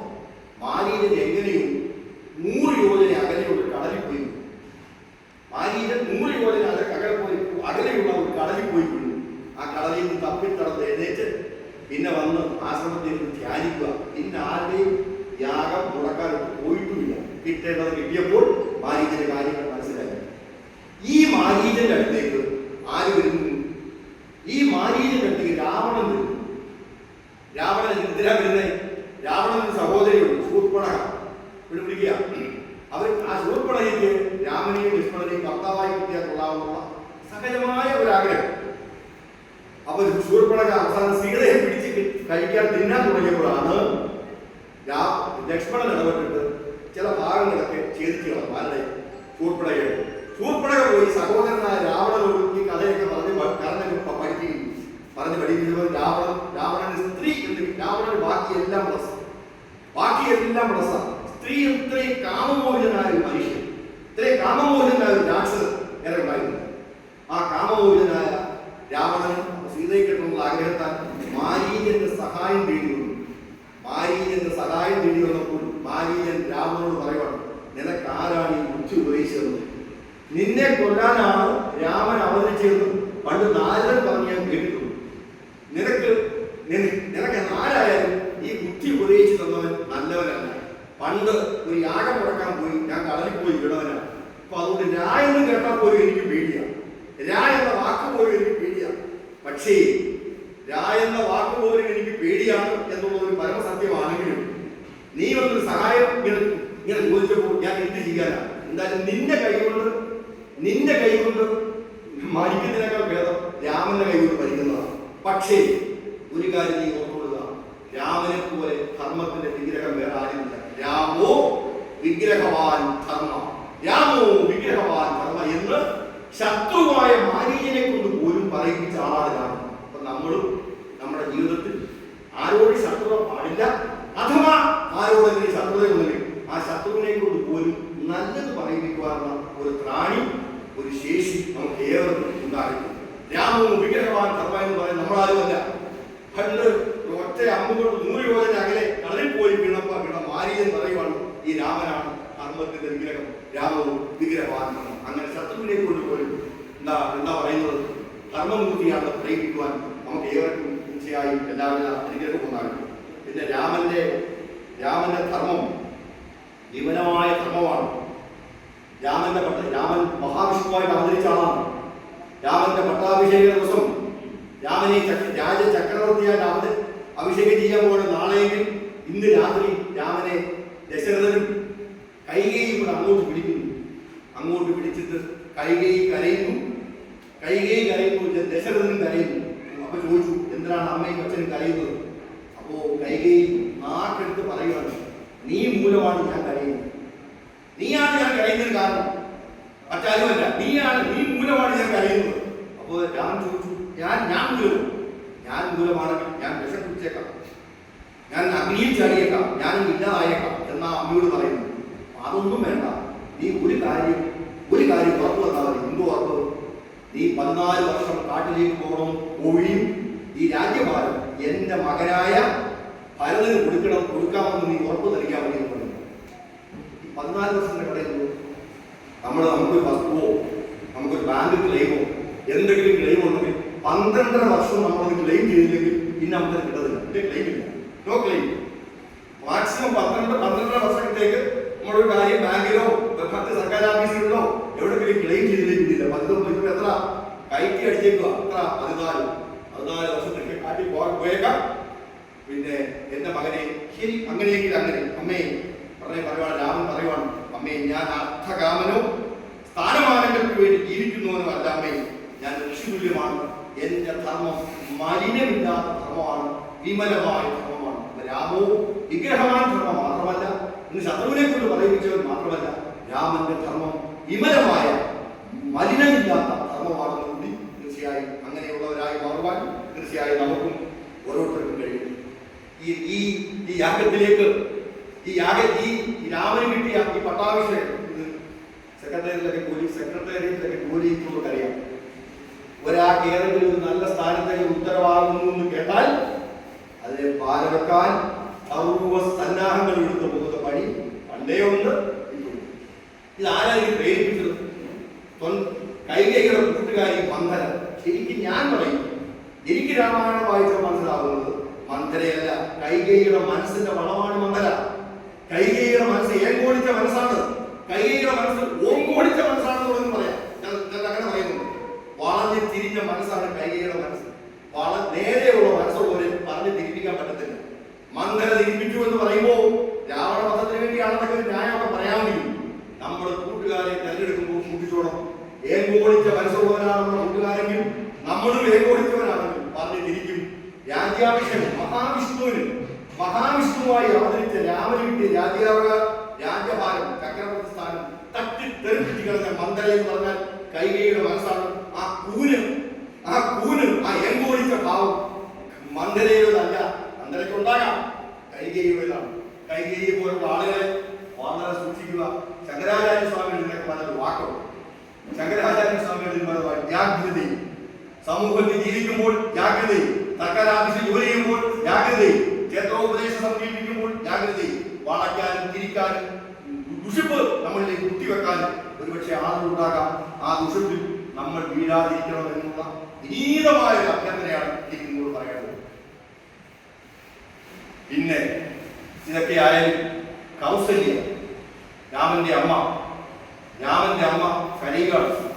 അവസാനം ആ ബോധമൊക്കെ വീണ്ടെടുത്ത് രാമനെ യാത്രയാക്കുന്ന ഒരു അവസരമുണ്ട്. അല്ലെങ്കിൽ സ്വന്തം മകൻ 14 വർഷക്കാലം ചക്രവർത്തി സ്ഥാനം തട്ടിക്കളഞ്ഞ് മന്ധരയിലൂടെ ചക്രവർത്തി സ്ഥാനം തട്ടിക്കളഞ്ഞിട്ട് ആ കൗസല്യ രാമനെ യാത്രയാക്കുമ്പോൾ പറയുന്ന ചില കാര്യങ്ങളുണ്ട്. ജീവിതത്തിൽ നമ്മളൊക്കെ നമ്മുടെ മക്കളെ ഗൾഫിലേക്കോ മക്കളെ ദൂരസ്ഥലത്തേക്കൊക്കെ വിടുമ്പോൾ നമ്മുടെയൊക്കെ മനസ്സിലുണ്ടാകുന്ന അതേ വികാരമാണ് മറ്റീതിയുടെ അദ്ദേഹത്തെ. കൗസല്യ രാമനോട് നൽകുന്ന ഉപദേശം, മകനെ നീ നടക്കുമ്പോഴും തളർന്നിരിക്കുമ്പോഴും മതികെട്ടുറങ്ങുമ്പോഴും സമസ്ത ദേവതമാരെ എന്റെ പൊന്നുമോനെ കാത്തുകൊള്ളണേ, എന്റെ പൊന്നുമോനെ ഭാര്യയെ കാത്തുകൊള്ളണേ, ലോകത്തെ എല്ലാവരെയും കാത്തുകൊള്ളണേ. കൗസല്യ രാമൻ വനത്തിലേക്ക് പോകാൻ കൗസല്യ എന്ന് പറയുന്ന അമ്മ നൽകുന്ന ഉപദേശമാണ്. ആരോടാ പ്രാർത്ഥിക്കുന്നത്? ഒരു അമ്മയോട്, ദേവിയോട്. നടക്കുമ്പോഴും തളർന്നിരിക്കുമ്പോഴും മതികെട്ടുറങ്ങുമ്പോഴും സമസ്ത ദേവതമാരെ ഈ കുഞ്ഞുങ്ങളെ കാത്തുകൊള്ളണമേ. അത് എഴുത്തച്ഛന്റെ പരിഭാഷ ഗംഭീരമാണ്. എൻ മകൻ ആശു നടക്കുന്ന നേരം, കൽമഷം ഇരുന്നിടുന്ന നേരം, തൻ മതികെട്ട് ഉറങ്ങിയിടുന്ന നേരം സമ്മോദമാർക്കും രക്ഷിച്ചിടുന്നേ ദേവതകളെ നിങ്ങൾ. എഴുത്തച്ഛന്റെ പരിഭാഷ അതിഗംഭീരമാണ്. സൃഷ്ടികർത്താവെ വിരിഞ്ച. എഴുത്തച്ഛൻ പിന്നെ എന്ത് എഴുതിയാലും എഴുത്തച്ഛന്റെ പോകുക 4 വരി ഭക്തി കൂട്ടിച്ചേർക്കാത്ത പരിപാടിയില്ല. സൃഷ്ടികർത്താവെ വിരിഞ്ച, പത്മാസന, പുഷ്പ ദയാബ്ദി, പുരുഷോത്തമാഹനെ, മൃത്യുഞ്ജയ, മഹാദേവ, ഗൗരീപതി ദേവി, ഭർത്താരി ഇന്ദ്രൻ മുതലായ ദിക്പാലകന്മാരെ, ദുർഗയെ ഭഗവതി, ദുർഗ ആരാണ്? ദുഃഖവിനാശിനി, സർഗസ്ഥിതി ലേഖാരിണി ചണ്ഡികയെ അമ്മയെ രക്ഷിച്ചുള്ള ഇടകയിലുള്ള കൗസല്യയുടെ തുതി വളരെ വളരെ ഉചിതമാണ് എന്നുള്ളത് നമ്മൾ ഓർക്കണം. അതുപോലെ കൗസല്യയുടെ സഹോദരി, കൗസല്യയുടെയും കൈകേയിയുടെയും പിന്നെ സഹോദരി, ഈ ഇദ്ദേഹത്തിന്റെ ഭാര്യ, ഇദ്ദേഹത്തിന് 3 ഭാര്യമാരെ ഇങ്ങനെ ഉണ്ടെങ്കിലും 360 ഭാര്യമാര് വേറെ ഉണ്ടെന്നാണ് കൽപ്പിക രാമായണം പറഞ്ഞത്. ആരൊക്കെ? ദശരഥനാണ്, മോശക്കാരനൊന്നുമല്ല. 360+ ഈ 3. മാതൃത്വത്തിന്റെ ഉത്തമ മാതൃകയാണ് സുമിത്ര. മാതൃത്വത്തിന്റെ ഉത്തമ മാതൃകയാണ് സുമിത്ര. ലക്ഷ്മണന്റെ അമ്മ ലക്ഷ്മണനോട്, നീ ചേട്ടന്റെ കൂടെ കാട്ടിലേക്ക് പോവാണ്, ഒന്നു മോനെ നീ ചില കാര്യങ്ങൾ പാലിക്കണം, നീ മനുഷ്യനാണ്. എന്തൊക്കെയാണ്? രാമായണത്തിലെ, വാൽമീകി രാമായണത്തിലെ ഏറ്റവും പ്രസിദ്ധമായ സ്തോത്രം ഏതാണെന്നുള്ള വിക്രമാദിത്യ സഭയിൽ പോലും ചോദിച്ചെന്നും അതിന് ഉത്തരമാണ് ഈ സുമിത്ര പറയുന്ന, നീ നിന്റെ ജ്യേഷ്ഠനോടൊപ്പമാണ് കാട്ടിലേക്ക് പോകുന്നത്, ഒന്നു മോനെ നീ ചില കാര്യങ്ങൾ ശ്രദ്ധിക്കണേ. എന്താ പറഞ്ഞത്? ഒന്ന്, നീ മുമ്പേ നടക്കണം. നീ നടക്കുന്നത് എപ്പോഴും മുമ്പേ ആയിരിക്കണം. നിന്റെ ജ്യേഷ്ഠനും ജ്യേഷ്ഠത്തെയും രാമനും സീതയും വരുന്നതിനേക്കാൾ മുമ്പേ നീ നടക്കണം. എന്നിട്ട് പറയുവാണ്, രാമം ദശരഥം വിദ്ധി. രാമായണത്തിലെ ഏറ്റവും പ്രധാനപ്പെട്ട ശ്ലോകം ഇതാണ്. രാമം ദശരഥം വിദ്ധി മാം വിദ്ധി ജനകാത്മജാം അയോധ്യാം അടവിയും വിദ്ധി. പിന്നെ യഥാസുഖം. ഈ രാമനെ നീ നിന്റെ അച്ഛനായിട്ട് കാണും. ഏതമ്മ പറയും? ഈ രാമനെ നിന്റെ അച്ഛനായിട്ട്, ദശരഥനായിട്ട് കാണണം. അമ്മ ഈ സീതയെ ഞാനായിട്ട് കാണണം, അമ്മയായിട്ട് കാണണം. ജ്യേഷ്ഠത്തെ അമ്മയായിട്ട് കാണണം. ഇപ്പോഴും നമുക്ക് അനുവർത്തമാക്കണം. അയോധ്യയെ, ഈ അയോധ്യയാണ്, ഈ നീ പോകുന്ന കാട് നമ്മുടെ രാജ്യമായ അയോധ്യയായിട്ട് കാണണം. അങ്ങനെ പൊന്നുപോലെ നീ സുഖമായി പോയിരിക്കാം. ഇങ്ങനെ പറയുന്ന ഒരു അമ്മ സുമിത്ര, സൗമ്യതയുടെ ഭാവം. രാമായണത്തിലെ ഏറ്റവും പ്രധാനപ്പെട്ട ശ്ലോകങ്ങളാണെന്നാണ് പറയുന്നത്. രാമം ദശരഥം വിദ്ധി മാം വിദ്ധി ജനകാത്മജാം അയോധ്യ അടവിയും വിദ്ധി യഥാസുഖം. മകനെ, നീ ജ്യേഷ്ഠനോടും ജ്യേഷ്ഠത്തിനോടൊപ്പം പോകുമ്പോൾ എന്നെ നീ സീതയായി കാണണം, അച്ഛനായി നീ രാമനെ കാണണം, നീ മുമ്പേ നടക്കണം. പിന്നെ ഈ പോകുന്ന കാടിനാ പോകുന്നത് ഓർമ്മ. ഇപ്പോഴത്തെ ഛത്തീസ്ഗഡാണ് ഈ പോകുന്ന കാട്. ഛത്തീസ്ഗഡ് കാടാണ്. നക്സലൈറ്റ് ആക്രമണം ഛത്തീസ്ഗഡ് എന്ന് പറഞ്ഞ ഏരിയയിലേക്കാണ് പോകുന്നത്. നീ പോകുമ്പോൾ എന്ത് കാരണം? അയോധ്യയായിട്ട് തന്നെ കാണണം. അങ്ങനെ സുഖമായി കൊണ്ടുപോലെ നീ പോയി വരിക. ഇത് കഴിഞ്ഞാൽ ഞാൻ രാമായണത്തിലെ മുഴുവൻ കാര്യങ്ങളും പറയാനുള്ള സമയമൊന്നുമില്ല. ഇപ്പൊ തന്നെ മണി 8 തുടങ്ങിയവിടെ 10 താമസിക്കുന്നു. ഞാൻ കൃത്യമായി എത്താൻ അമ്മ അനുഗ്രഹിച്ചു നോക്കേണ്ട കാര്യം. ലവകുശന്മാരുടെ കഥ, ലവകുശന്മാരുടെ കഥയൊന്നും മനസ്സിലാക്കി കുട്ടികളോട് പറഞ്ഞു. നമുക്കൊക്കെ പങ്കെടുക്കും, കൊച്ചുമക്കളും ഒക്കെ ഉണ്ട്.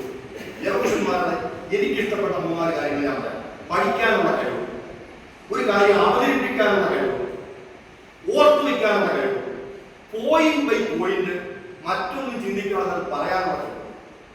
ഈ 4 കഴിവ് നമ്മുടെ കുട്ടികൾക്കുള്ളത് ഇല്ലെങ്കിൽ ഉണ്ടാക്കി കൊടുക്കണം. നമ്മുടെ ഈ രാമായണ പ്രഭാഷണവും രാമായണ മാസവും ഒക്കെ അമ്മ തനിക്ക് അനുഗ്രഹിക്കുന്നതിനാണ്. ഇത്തരം കാര്യങ്ങളിൽ ചില മൂല്യങ്ങൾ നമ്മൾ ഉൾക്കൊള്ളാനാണ്. പഠിക്കാനുള്ള കഴിവ്, പ്രസന്റ് ചെയ്യാനുള്ള കഴിവ്, ഓർത്തു വയ്ക്കാനുള്ള കഴിവ്, പോയിന്റ് ബൈ പോയിന്റ് മറ്റൊന്നും ചിന്തിക്കാതെ അവതരിപ്പിക്കാനുള്ള കഴിവ്. വാൽമീകി ആശ്രമം ഇങ്ങനെ പറ്റിയല്ല. സീത ഗർഭിണിയായപ്പോഴും രാമൻ എന്ത് സംശയം മാറുന്നില്ല? ചാരിത്ര സംശയം മാറുന്നില്ല. എന്താ കാര്യം? രാമൻ സീതയെ സംശയമില്ല. അത് മനസ്സിലാക്കണേ. രാമൻ സീതയെ സംശയമില്ല. പക്ഷേ രാജാവിന്റെ ഭാര്യ ഇത്ര ദിവസം രാവണന്റെ കൂടെ കഴിഞ്ഞവളാണെന്ന് നാട്ടുകാർ പറയുന്നു.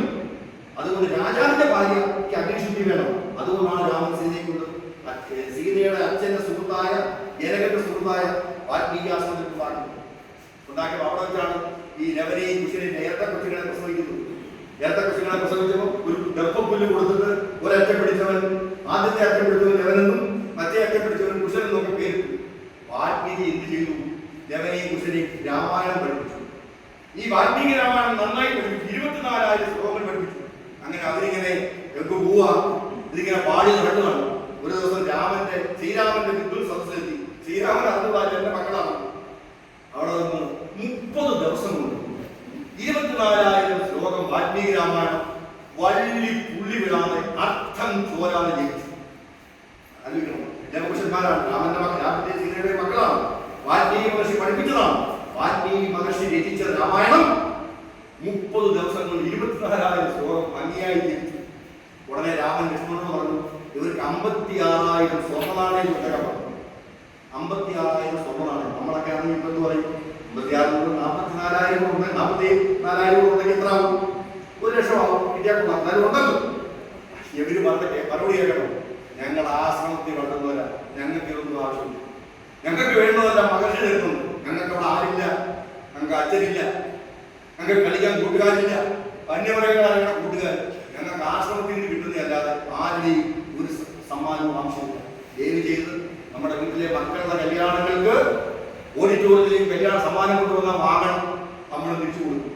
അല്ലാതെ ചുമ്മാതെ വീട്ടിലിരിക്കും. ആരെങ്കിലും സമ്മാനം കൊണ്ട് വന്നാൽ തീർച്ചയായും അതിന്റെ പിന്നിൽ ഒരു ദുരൂഹതയുണ്ടെന്ന് വ്യക്തമായി ആലോചിച്ചോളൂ. സർക്കാർ ഇരിക്കുമ്പോൾ ഒരു പൊതി കൂടി തന്നാൽ, ഒരു പേന ഒരാൾ കൂടി തന്നാൽ അയാൾക്ക് എന്തെങ്കിലും ഒരു ഗൂഢോദ്ദേശം കിട്ടിയിട്ടാണ്. മറിച്ച് ഒരു കർമ്മം നടക്കും, വീട്ടിൽ പാലുകാഴ്ച നടക്കും, കല്യാണം നടക്കും, ഒക്കെ വാങ്ങിക്കും. പക്ഷേ ആവശ്യമില്ലാതെ സമ്മാനം കൊണ്ടുവന്നാൽ ഇത് എന്തിനാണ് കൊണ്ടുവന്നതെന്ന് ചോദിക്കാനുള്ള ആദ്യവും ഈ രവകുശന്മാരുടെ കഥയിൽ നിന്ന് നമ്മൾ ആർജിച്ചില്ലെങ്കിൽ പിന്നെ ഈ രാമായണമൊക്കെ പഠിച്ച് മുന്നോട്ട് പോകുന്നത് വലിയ പ്രയോജനമുണ്ടോ സ്വയം നമുക്ക് ചിന്തിക്കും. അത് ഞങ്ങൾക്ക് ആവശ്യമില്ല. ഞങ്ങൾക്ക് സ്വന്തം നാണയം കൊണ്ട് ഒരു പ്രയോജനമില്ല. ഞങ്ങൾ നന്നായി പഠിച്ചു, നന്നായി മനനം ചെയ്തു, ഞങ്ങളെ പഠിക്കാനുള്ള കഴിവ് മഹർഷി വളർത്തി തന്നു, പ്രസന്റ് ചെയ്യാനുള്ള കപ്പാസിറ്റി മഹർഷി ഉണ്ടാക്കി തന്നു, ഓർത്തു വയ്ക്കാനുള്ള കഴിവും മഹർഷി ഉണ്ടാക്കി തന്നു. പോയി മറ്റൊന്നും ചിന്തിക്കാതെ ഞങ്ങൾ പറഞ്ഞു. ഞങ്ങൾക്ക് ഒരു പൈസയും ആവശ്യമില്ല, ഒരു 56,000 ഞങ്ങൾക്ക് ആവശ്യമില്ല. ഇത് തീർച്ചയായും നമുക്കൊക്കെ പാഠമാകും. ഭഗവത്ഗീതയിലെ 2-ാം അധ്യായത്തിലെ 56-ാമത്തെ ശ്ലോകം സ്ഥിതപ്രജ്ഞ എന്നുള്ള കൺസെപ്റ്റ് ലോകത്തിൽ ഒരു തത്വശാസ്ത്രത്തിലും ഇല്ലാത്ത സ്ഥിതപ്രജ്ഞ ഒരു യോഗ്യതയുണ്ട്. ബുദ്ധി പ്രജ്ഞസ്ഥിതം, പ്രജ്ഞസ്ഥിതം, ബുദ്ധിസ്ഥിതം. ആ ശ്ലോകം ഇതാണ്: ദുഃഖേഷു അനുവിജ്ഞമന സുഖേഷു വിഗതസ്പൃഹ ഇതരാഗ ഭയക്രോധ സ്ഥിതിയിൽ മൂല്യവിച്ഛേദി. ദുഃഖത്തിൽ തളർത്തില്ല, സുഖം വന്നപ്പോൾ തുള്ളിച്ചാടുന്നില്ല, രാഗവും ഭയവും ക്രോധവും ഞങ്ങളെ ബാധിക്കുന്നില്ല. അതുകൊണ്ട് പൊന്ന് രാജാവേ, ഞങ്ങൾക്ക് ഇതൊന്നും ആവശ്യമില്ല. ഇത് പറയണമെങ്കിൽ അപ്പൊ അവരെ വളരെ കുഞ്ഞുനാളിലെ അവരെ വളർത്തി ഒരു സ്ഥിതപ്രജ്ഞ ലെവലിൽ എത്തിച്ച വാൽമീകിയെയും സീതയെയും നമ്മൾ എന്ത് പറയണം എന്ന് ആലോചിക്കണം. നമോവാകണം. അതിനപ്പുറം നമുക്കൊന്നും പറയാനില്ല. ഇത് ദേവകുശന്മാരുടെ കഥ കുട്ടികൾക്ക് പറഞ്ഞു കൊടുക്കും. കുട്ടികളെ നന്നായി പഠിപ്പിക്കും. തീർച്ചയായും വളരെയധികം ഗുണം ഭാവിയിൽ ഉണ്ടാകും. ദശരഥന്റെ പുത്രകാമേഷ്ടിയാവൊക്കെ വായിച്ചിട്ടുണ്ടല്ലോ. ദശരഥന്റെ പുത്രകാമേഷ്ടിയാകുന്ന എന്തൊരു കുഴപ്പമുള്ളതെന്ന് കരുതുന്നു. കാരണം സമയക്കുറവായിട്ട് ഒന്നും ഇച്ചിരി വേഗത്തിൽ പോവാണ്. പുത്രകാമേഷ്ടിയാകുന്ന എന്തെങ്കിലും അയോഗ്യത നിങ്ങൾ കരുതുന്നു. വലിയ ഒരു ഡോക്ടറെ പോലെ അഗ്നിദേവൻ നൽകിയ പായസം ആർക്കൊക്കെ കൊടുത്തു. അഗ്നിദേവൻ നൽകിയ പായസം ദശരഥൻ ആർക്കൊക്കെ കൊടുത്തു? കൗസല്യക്കും കൈകേയും കൊടുത്തു. ആർക്ക് കൊടുത്തില്ല? സുഭദ്രയ്ക്ക് കൊടുത്തില്ല. ഇപ്പോഴും ആണുങ്ങൾക്ക് എന്താ ഈ കൈകേയോട് എടുത്തു ഭയങ്കര സുന്ദരിയാണെന്നാണ് പറയുന്നത്. രാമായണം പറയുന്നത് പുത്രകാമേഷ്ടി യോഗത്തിന് കിട്ടിയ പായസം കൗസല്യക്കും കൈകേയും സുമിത്രയ്ക്ക് കൊടുത്തില്ല. ഈ കൗസല്യയും കൈകേയും കൂടാണ് ഓരോ പകുതി സുമിത്രയ്ക്ക് കൊടുക്കുന്നത്. അങ്ങനെ അവർക്ക് 2 മക്കളുണ്ടായിരുന്നു, ലക്ഷ്മണനും ശത്രുഘ്നനും. അപ്പൊ നമ്മൾ ഇപ്പോഴും ഈ പുരുഷന്മാർക്ക് സ്ത്രീകളെ കാണുന്ന ഭേദചിന്ത തിരിച്ചും പാടില്ല, മറിച്ചും പാടില്ല. അത് നമ്മെ രാമായണം നന്നായി ഉദ്ബോധിപ്പിക്കുന്നു. പിന്നെ രാമായണത്തിലെ കഥാപാത്രങ്ങളെ പഠിക്കുമ്പോൾ ധർമ്മമൂർത്തികളെ നാം പഠിക്കണം. സീത ധർമ്മമൂർത്തി, ഭരതൻ ധർമ്മമൂർത്തി, ലക്ഷ്മണൻ ധർമ്മമൂർത്തി, ഹനുമാൻ ധർമ്മമൂർത്തി. അധർമ്മമൂർത്തികളെയും പഠിക്കണം. കൈകേയി, മന്ധര, രാവണൻ, ശൂർപ്പണഖ, വാലി, ഇവരെല്ലാം പഠിക്കണം. പിന്നെ ഒറ്റക്കിടകാലം ദിവസം കൊണ്ട് ഇന്റർവ്യൂവിലോ ചെല്ലുമ്പോൾ ഒരു പക്ഷേ ചോദിക്കാനുള്ള ചോദ്യം സുന്ദരകാന്ഡം എന്ന് പറഞ്ഞാൽ എന്താണ്? സുന്ദരകാന്ഡം എന്തുവാ? അത് വാനരന്മാർ നയിക്കുന്ന കാണ്ഡമാണ്. സുന്ദരൻ എന്ന് പറഞ്ഞാൽ വാനരൻ എന്നാണ്. വിപരീത ലക്ഷണ അർത്ഥമാണ്. സുന്ദരൻ വാനരൻ, വാനരന്മാർ നയിക്കുന്ന കാണ്ഡമായിട്ടാണ് സുന്ദരകാണ്ഡത്തിന് സുന്ദരകാണ്ഡം എന്ന് പേര്. വാനരന്മാർ നയിക്കുന്ന കാണ്ഡം സുന്ദരമായില്ല. എല്ലാ അംശത്തിലും എല്ലാം സുന്ദരമാണല്ലോ. സുന്ദരമായ കാണ്ഡമായതുകൊണ്ടല്ല, വാനരന്മാർ നയിക്കുന്ന കാണ്ഡമായതുകൊണ്ടാണ് സുന്ദരകാണ്ഡത്തിന് പേര്. പിന്നെ ജീവിതത്തിൽ എന്നായാലും 3 കാര്യം രാമായണത്തിൽ പഠിക്കണം. അതിൽ വിഷയം തന്ന് സംസാരിച്ചാൽ പഠിക്കാം. ലക്ഷ്മണോപദേശം, അതായത് ആത്മീയ തത്വം നമുക്ക് അറിയണോ, വേറെ ഒന്നും പഠിക്കണം. ലക്ഷ്മണോപദേശം 1 അയോധ്യ കാണുക, 2 ആരണ്യ കാണുക, 3 അധ്യാത്മരാമായണം മൂലത്തിന്റെ ഉത്തരകാണ്ഡത്തിലെ 5-ാം സർഗം രാമഗീത എന്നറിയപ്പെടുന്നു. ഇത് 3 രാമൻ ലക്ഷ്മണൻ നൽകുന്ന ഉപദേശം. ഇത്രയും വലിയ ആധ്യാത്മിക തത്വം ലോകത്തെ ഒരുപക്ഷെ ഭഗവത്ഗീത പോലും ചിന്മയാനന്ദ സ്വാമി പറയുന്നത് എല്ലാം പഠിച്ചിട്ടേ രാമഗീത പഠിക്കാവൂ. രാമഗീത ചിദാനന്ദസ്വാമിയുടെ ബുക്ക് കിട്ടും, ചിന്മയാനന്ദ സ്വാമിയുടെ ബുക്ക് കിട്ടും. അധ്യാത്മ രാമായണം മൂലം വാങ്ങിയാൽ അതിന്റെ 5ാം സർഗത്തിൽ, ഉത്തരകാണ്ഡത്തിലെ 5ാം സർഗത്തിൽ ഈ രാമഗീതയാണ്.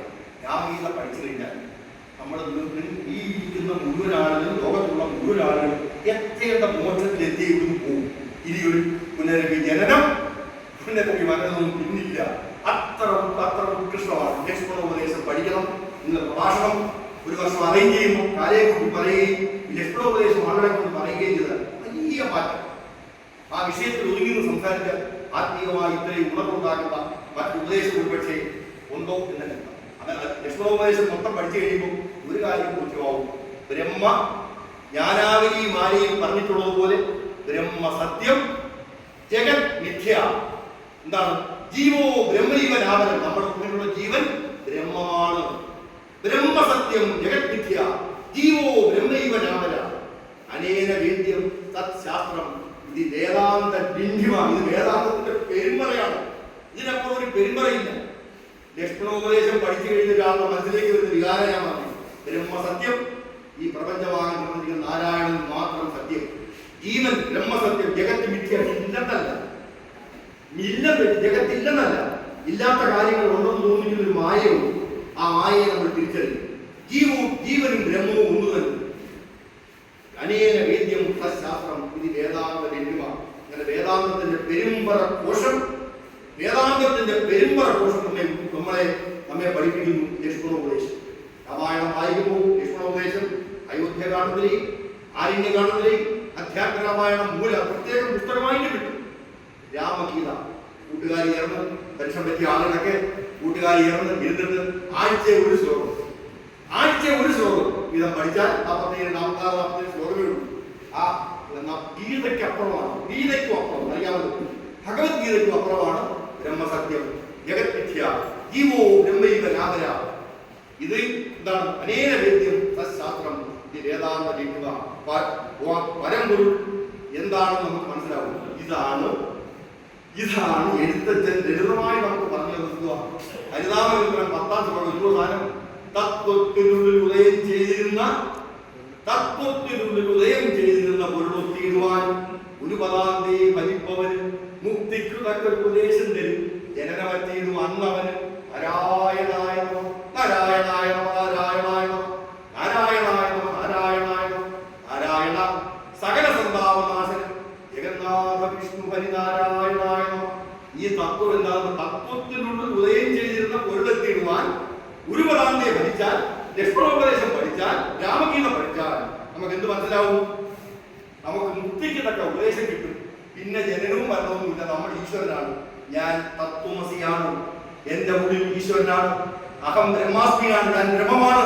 ഞാൻ അയം ആത്മാ ബ്രഹ്മമാണ്. ഞാൻ എന്റെ ആത്മചൈതന്യം ബ്രഹ്മമാണ്. പ്രജ്ഞാന ബ്രഹ്മ, എന്റെ ബോധം ബ്രഹ്മമാണെന്ന് ദേവി നമ്മെ തോന്നിപ്പിക്കും. ലക്ഷ്മണോപദേശം വളരെ പ്രധാനമുള്ളതാണ്. പഠിക്കണം. ഈ 15 മിനിറ്റുള്ളതോ 5 മിനിറ്റുള്ളതോ ഒത്തിരി കൂടുതൽ ലക്ഷ്മണോപദേശം പറയുവാൻ നിവൃത്തിയില്ല. ക്ഷമിക്കണം. പിന്നെ രാമായണം പഠിക്കുമ്പോൾ ഒരാളെ വിട്ടുപോകും. ആരെയാ? ഹനുമാനെ വിടരുത്. ചുണ്ടുകൾക്ക് വിശ്രമമില്ല. എപ്പോഴും രാമ രാമ രാമ രാമ. ഹനുമാന്റെ ചുണ്ടുകൾക്ക് വിശ്രമമില്ല. എപ്പോഴും ഈശ്വരനുമായി പൂർണ്ണ താതാത്മ്യം. പരമ്പരന്റെ ഹൃദയത്തിൽ കുടിവെച്ചേക്കുവാണ്. ഹനുമാന്റെ ഹൃദയത്തിൽ രാമനെ കുടിവെച്ചേക്കുക. നമ്മളൊക്കെ ആരാ? അങ്ങനെ കുടിവെക്കണമെന്ന് എഴുത്തച്ഛൻ പറയുന്നുണ്ട്.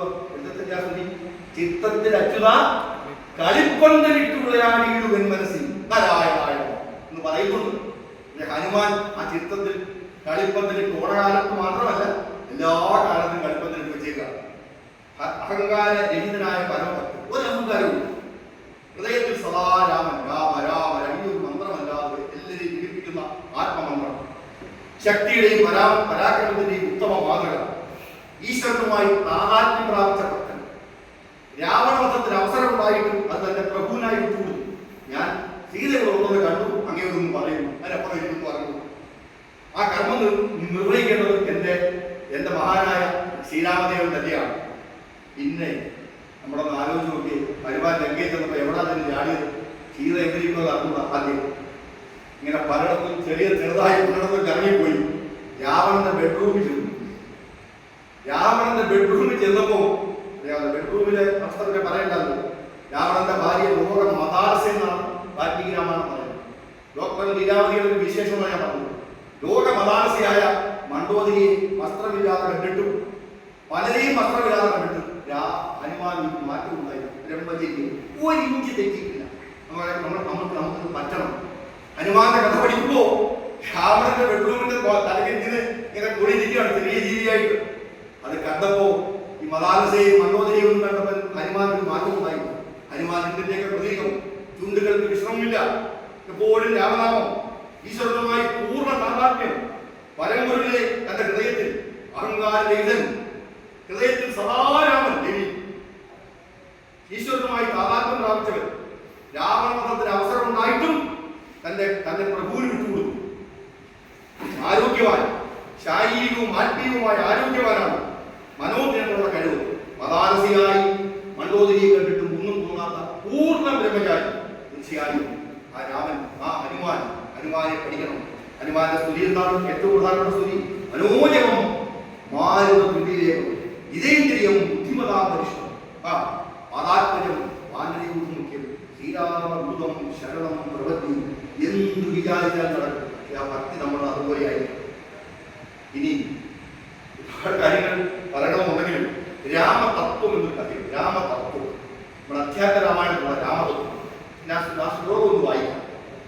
രാമനാണ് പരബ്രഹ്മം എന്ന് പറഞ്ഞാൽ പരബ്രഹ്മം എന്നാൽ എന്നത് അതായത് ഉത്തരമാണ്. രാമതത്വം സമം പരബ്രഹ്മം.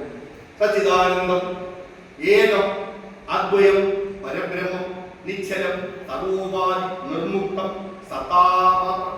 നിശ്ചയിച്ച് അറിഞ്ഞുകൂടാത്തൊരു വസ്തുക്കൾ നിശ്ചയിച്ചാലും ഉള്ളിൽ നീ ശ്രീരാമനെ നിർമ്മലം നിരഞ്ജനം നിർഗുണം ഇതൊക്കെ ബ്രഹ്മത്തിന്റെ ലക്ഷണമാണ്. നിർവികാരം തന്മയം ശാന്തം പരമാത്മാനം സദാനന്ദം ജന്മാദിനാശങ്ങളില്ലാത്തൊരു പരബ്രഹ്മം ഈ ശ്രീരാമനും അറിഞ്ഞുകൊണ്ടാൽ ശ്രീരാമൻ പരബ്രഹ്മ സ്വരൂപമാണ്. ഇവിടെ വായന അവസാനിക്കാൻ പോവാണ്. പ്രഭാഷണവും പോലുള്ള ദിവസം കാണുന്നു. ഞായറാഴ്ച ചിങ്ങം 1 ഇപ്പൊ രാമായണത്തിൽ നിന്ന് ഉൾക്കൊള്ളേണ്ടതൊക്കെ ഉൾക്കൊള്ളാൻ നമുക്ക് കഴിയട്ടെ. ഇത് ആര് പറഞ്ഞു കൊടുക്കുക? ഈ രാമതത്വം ആരാർക്ക് പറഞ്ഞു കൊടുത്തു?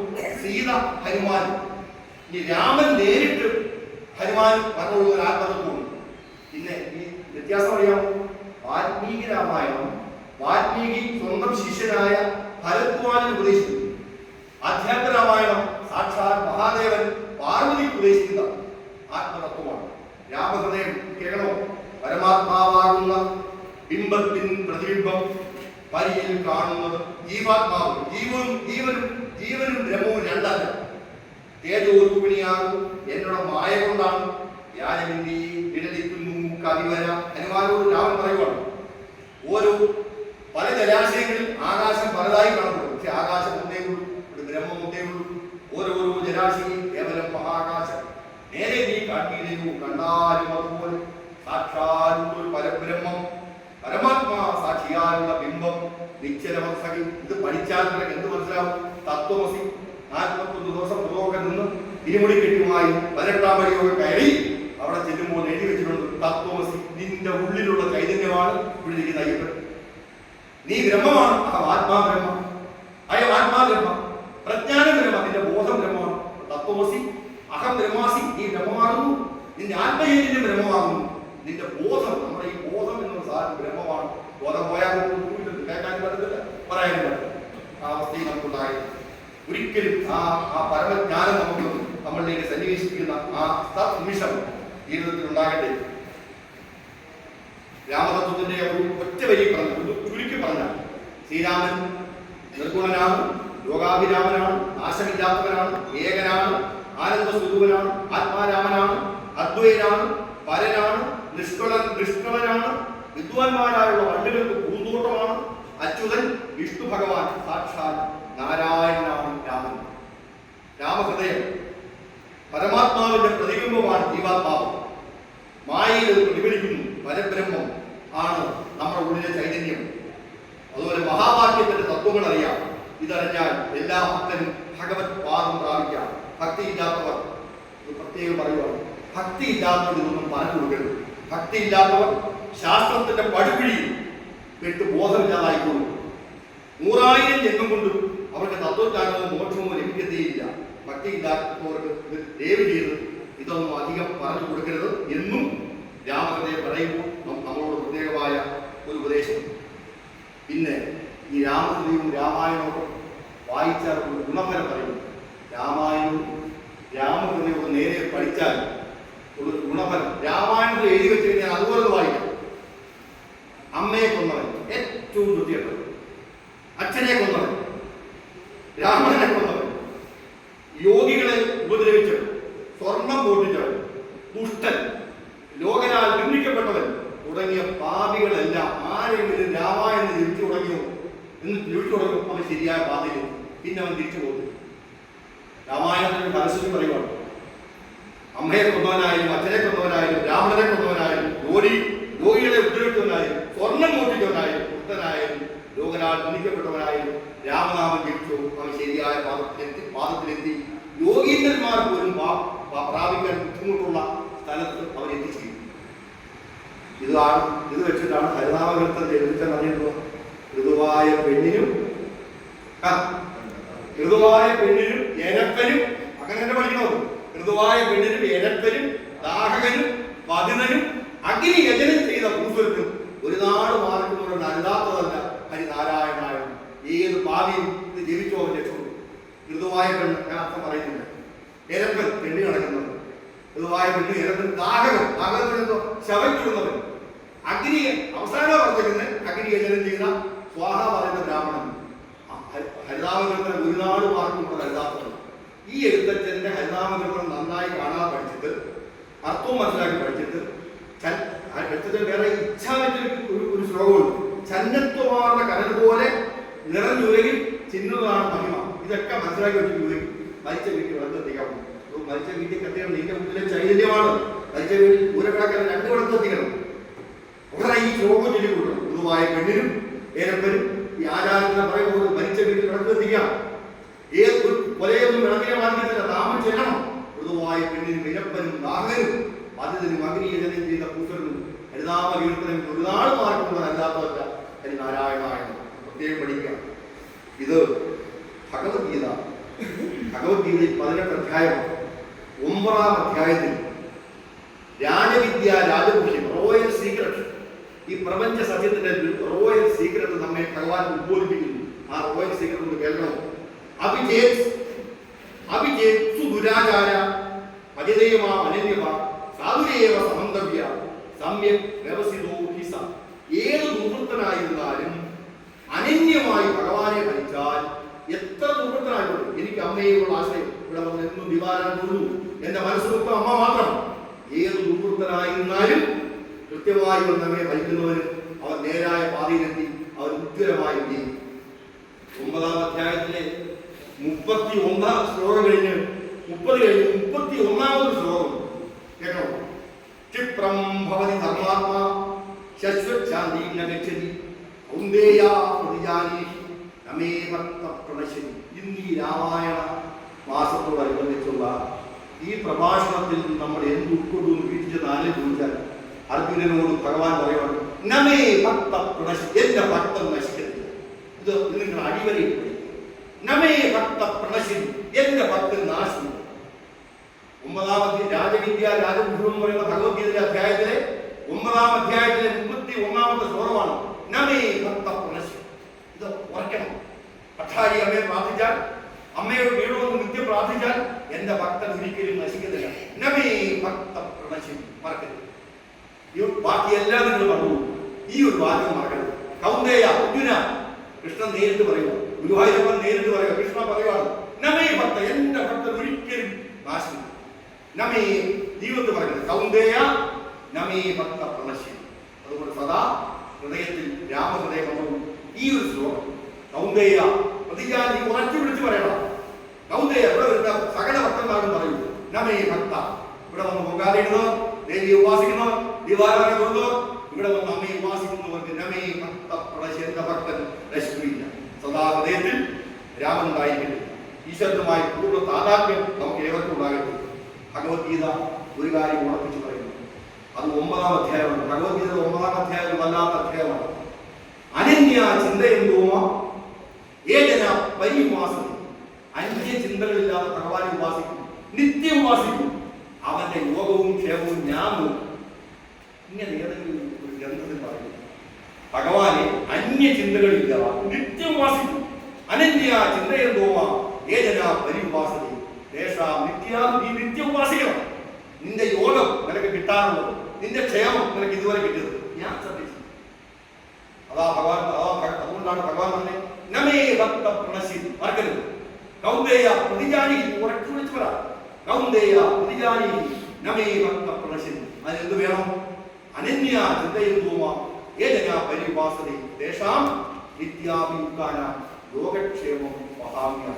തീർച്ചയായും നമുക്ക് അനന്യമായ ഭക്തിയോടുകൂടി ഈശ്വരനെ ഭജിച്ച് നന്നായി മുന്നോട്ട് പോയി ജീവിതത്തിൽ എല്ലാ ശ്രേഷ്ഠതകളും നേടാൻ ഭഗവാൻ അനുഗ്രഹിക്കട്ടെ. അനന്യ ഭക്തി ശരീരക്ഷേത്രത്തിൽ, അവനവന്റെ ശരീരക്ഷേത്രത്തിൽ അനന്യഭക്തിയോടെ ഈശ്വരനെ പരമാധികാരി വാഴിച്ച് ഇതിന് ഒന്നിനാലും ബന്ധമോ ദുഃഖമോ ഇല്ല. ഇന്നത്തെ പ്രഭാഷണത്തിന്റെ ഒറ്റ വാചകം ഞാൻ പറയുന്നു. കൗന്ദേയ പ്രതിജാനീഹി നമേ ഭക്ത പ്രദർശി. എന്റെ ഭക്തൻ ഒരിക്കലും നാശമില്ല, ഈശ്വര ഭക്തൻ നശിക്കത്തില്ല. അത് ഉറപ്പായിരിക്കണം. അതിനെന്ത് വേണം? അന്യ ചിന്തകളില്ലാതെ ഈശ്വരനെ ഉപാസിക്കുക, നിത്യം ഉപാസിക്കുക. അന്യ ചിന്തകളില്ലാതെ ഭഗവാനെ നിത്യം ഉപാസിച്ചാൽ ഇതുവരെ നേടിയ കാര്യങ്ങൾ ക്ഷേമവും ഇനി നേടാനുള്ള യോഗവും ഭഗവാൻ തന്നെ. ഭഗവത്ഗീത എന്തോ നമ്മൾ ഉദ്ബോധിപ്പിക്കുന്നു. നിന്റെ ഭഗവത്ഗീത തുടങ്ങുന്ന എങ്ങനെ? ധർമ്മക്ഷേത്രയെ കുരുക്ഷേത്രയെ, ക്ഷേത്രയെ ക്ഷേത്രയെ കുരുധർമ്മ. നിന്റെ ധർമ്മം എന്താണ്? നീ ചെയ്യുന്ന കർമ്മങ്ങൾ ധർമ്മമായി അനുഷ്ഠിക്കുക. നീ ചെയ്യുന്ന കർമ്മങ്ങൾ ധർമ്മമായി അനുഷ്ഠിക്കുക. പോരാ, ധർമ്മ്യമായി അനുഷ്ഠിക്കുക. മനുഷ്യൻ എന്ത് ഗുണം വരുമെന്ന് നോക്കുക. ചെയ്യുന്ന ഓരോ കാര്യവും മനുഷ്യൻ എന്ത് ഗുണം വരുമെന്ന് നോക്കുക. പോരാ, നിഷ്കാമമായി ചെയ്യുക, ഭഗവാൻ സമർപ്പിച്ച് ചെയ്യുക. ഫലം ഭഗവാൻ തരട്ടെ. എനിക്കെന്ത് കിട്ടുമെന്ന് പറഞ്ഞൊരു കർമ്മവും ചെയ്യാൻ തുടങ്ങാതിരിക്കുക. ഫലം ഭഗവാൻ തരട്ടെ. എന്ത് ചെയ്യുമ്പോഴും ഉള്ളിൽ ഒരു ഈശ്വരാംശം സ്ഫുരിക്കട്ടെ. എന്ത് ചെയ്യുമ്പോഴും, അമ്പലത്തിൽ വന്ന് തൊഴുമ്പോഴും, മക്കളെ കുളിപ്പിക്കുമ്പോഴും, വീട്ടിൽ ചെല്ലുമ്പോഴും, രാത്രി ഭാര്യയോട് സംസാരിക്കുമ്പോഴും എപ്പോഴും ഒരു ഈശ്വരാംശം മനസ്സിൽ പിടിക്കുവാനുള്ള ഭാഗ്യം ഉണ്ടാകട്ടെ. കാരണം ഈശ്വര ഭക്തനാണെങ്കിൽ നമേ ഭക്ത പ്രദർശി. തീർച്ചയായും ഇത് പറഞ്ഞുകൊണ്ട് എത്രയായി ഒരുപാട് മുന്നോട്ട് പോകാൻ കഴിയത്തില്ല.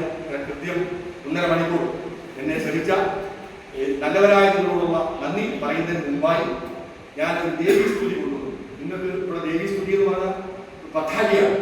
ദേവിയെ ഉപാസിക്കുന്നവരുടെ നാടാണ്. ലോകപ്രസിദ്ധമായ ക്ഷേത്രം, ലോകപ്രസിദ്ധം.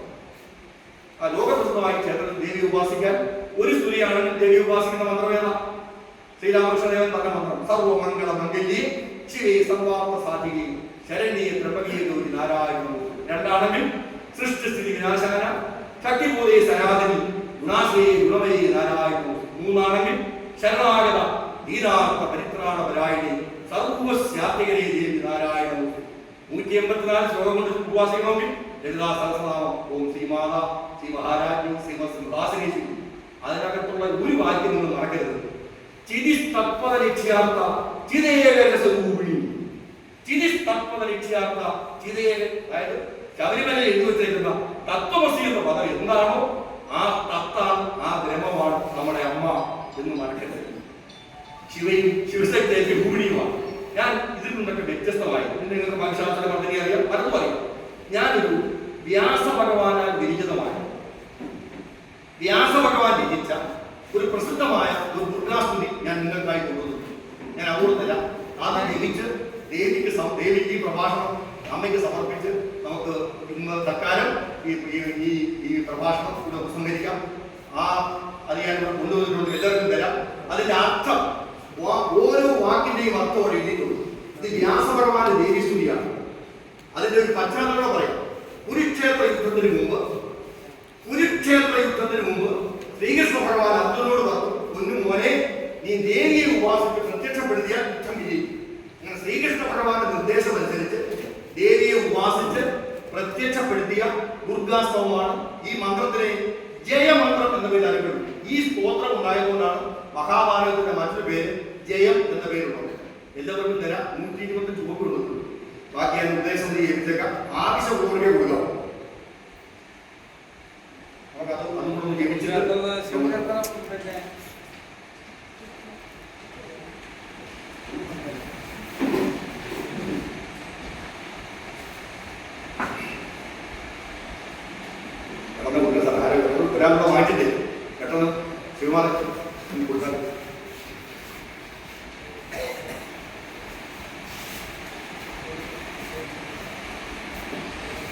വളരെ പ്രസിദ്ധമായ ഒരു ദേവീസ്തുതിയാണ്.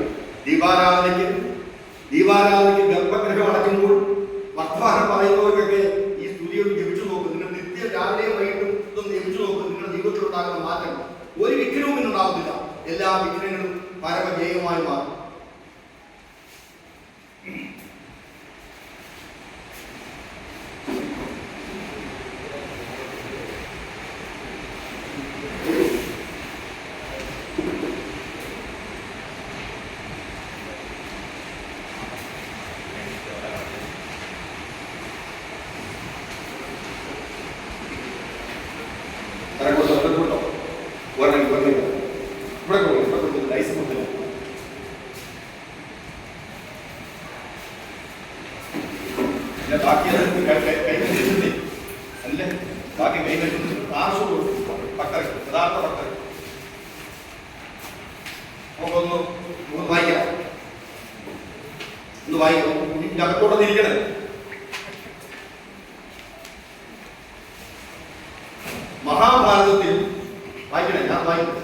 മഹാഭാരതത്തിൽ കുരുക്ഷേത്ര യുദ്ധത്തിന് മുമ്പ് ശ്രീകൃഷ്ണ പരമാത്മാവിന്റെ നിർദ്ദേശമനുസരിച്ച് അർജുനൻ ദേവിയെ സ്തുതിച്ച് പ്രത്യക്ഷപ്പെടുത്തിയ പ്രസിദ്ധമായ ദുർഗാസ്തോത്രം യുദ്ധവിജയത്തിനായി അർജുനൻ നടത്തുന്ന പ്രസിദ്ധമായ ഈ ദുർഗാസ്തുതി ജീവിതത്തിലെ ഏത് യുദ്ധവും വിജയിക്കും.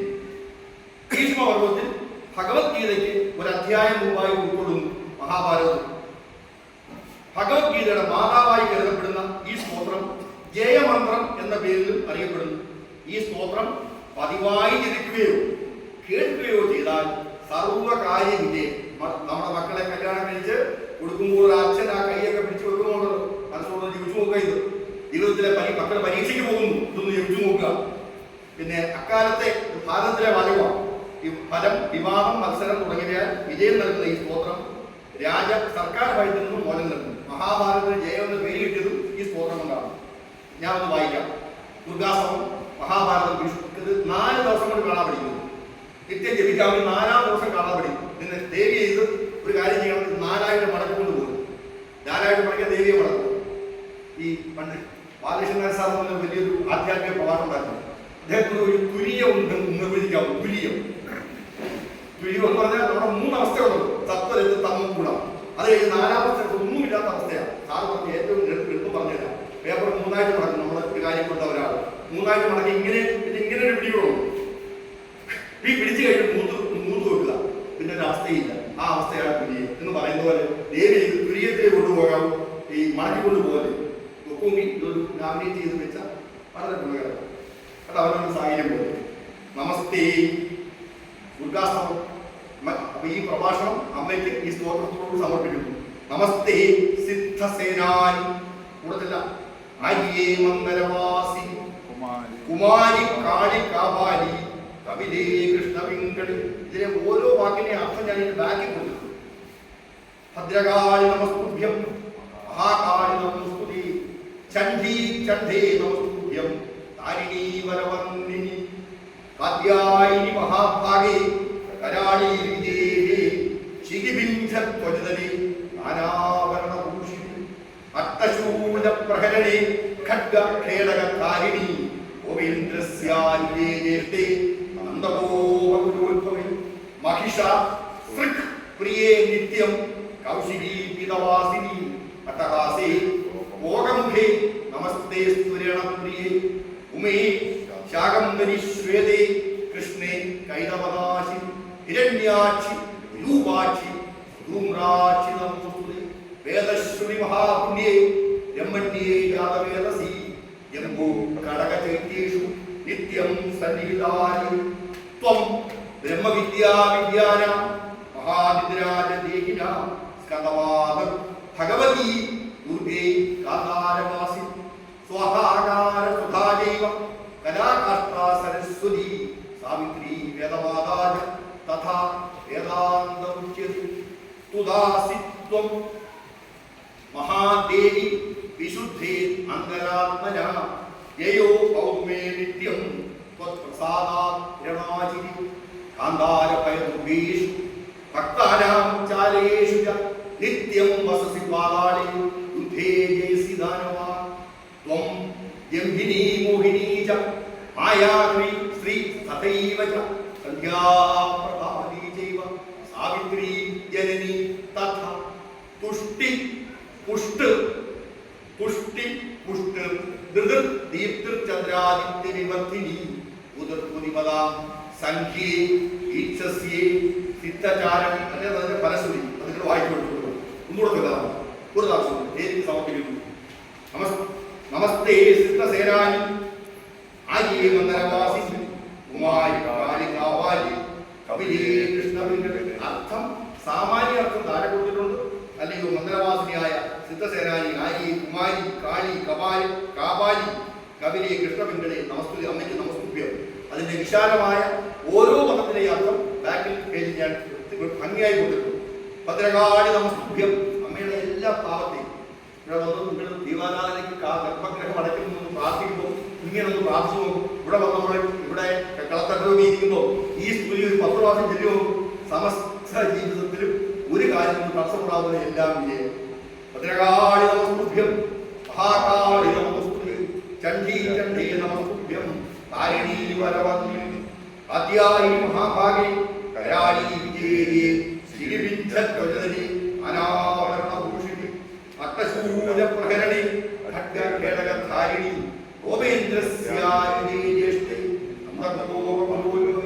മഹിഷാസുരപ്രിയേ നിത്യം കൗശികീ വിദവാസിനി അട്ടഹാസേ ഭോഗമുഖേ നമസ്തേ രണപ്രിയേ ഉമേശകംബരിശ്വേതേ കൃഷ്ണേ കൈടവനാശിനി ഹിരണ്യാക്ഷി വിരൂപാക്ഷി ധൂമ്രാക്ഷി നമോസ്തുതേ വേദശ്രുതി മഹാപുണ്യേ ബ്രഹ്മണ്യേ ജാതവേദസി ജംബൂകടകചൈത്യേഷു നിത്യം സന്നിഹിതാനി ത്വം ബ്രഹ്മവിദ്യാ വിദ്യാനാം മഹാനിദ്രാജദ്ദേശിനാം സ്കന്ദമാതർ ഭഗവതീ ദുർഗേ കാന്താരവാസി സ്വഹാകാര സുധാജൈവ കലാകാഷ്ഠാ സരസ്വതി സാവിത്രി വേദമാതാ തഥാ വേദാന്തമുഖ്യ സുദാസിത്വം മഹാദേവി വിശുദ്ധേ അന്തരാത്മന ജയോ ഭൗമേ നിത്യം ത്വത്പ്രസാദാരണാജി കാന്താരഭയദുർഗേഷു ഭക്താനാം ചാലയേഷു ച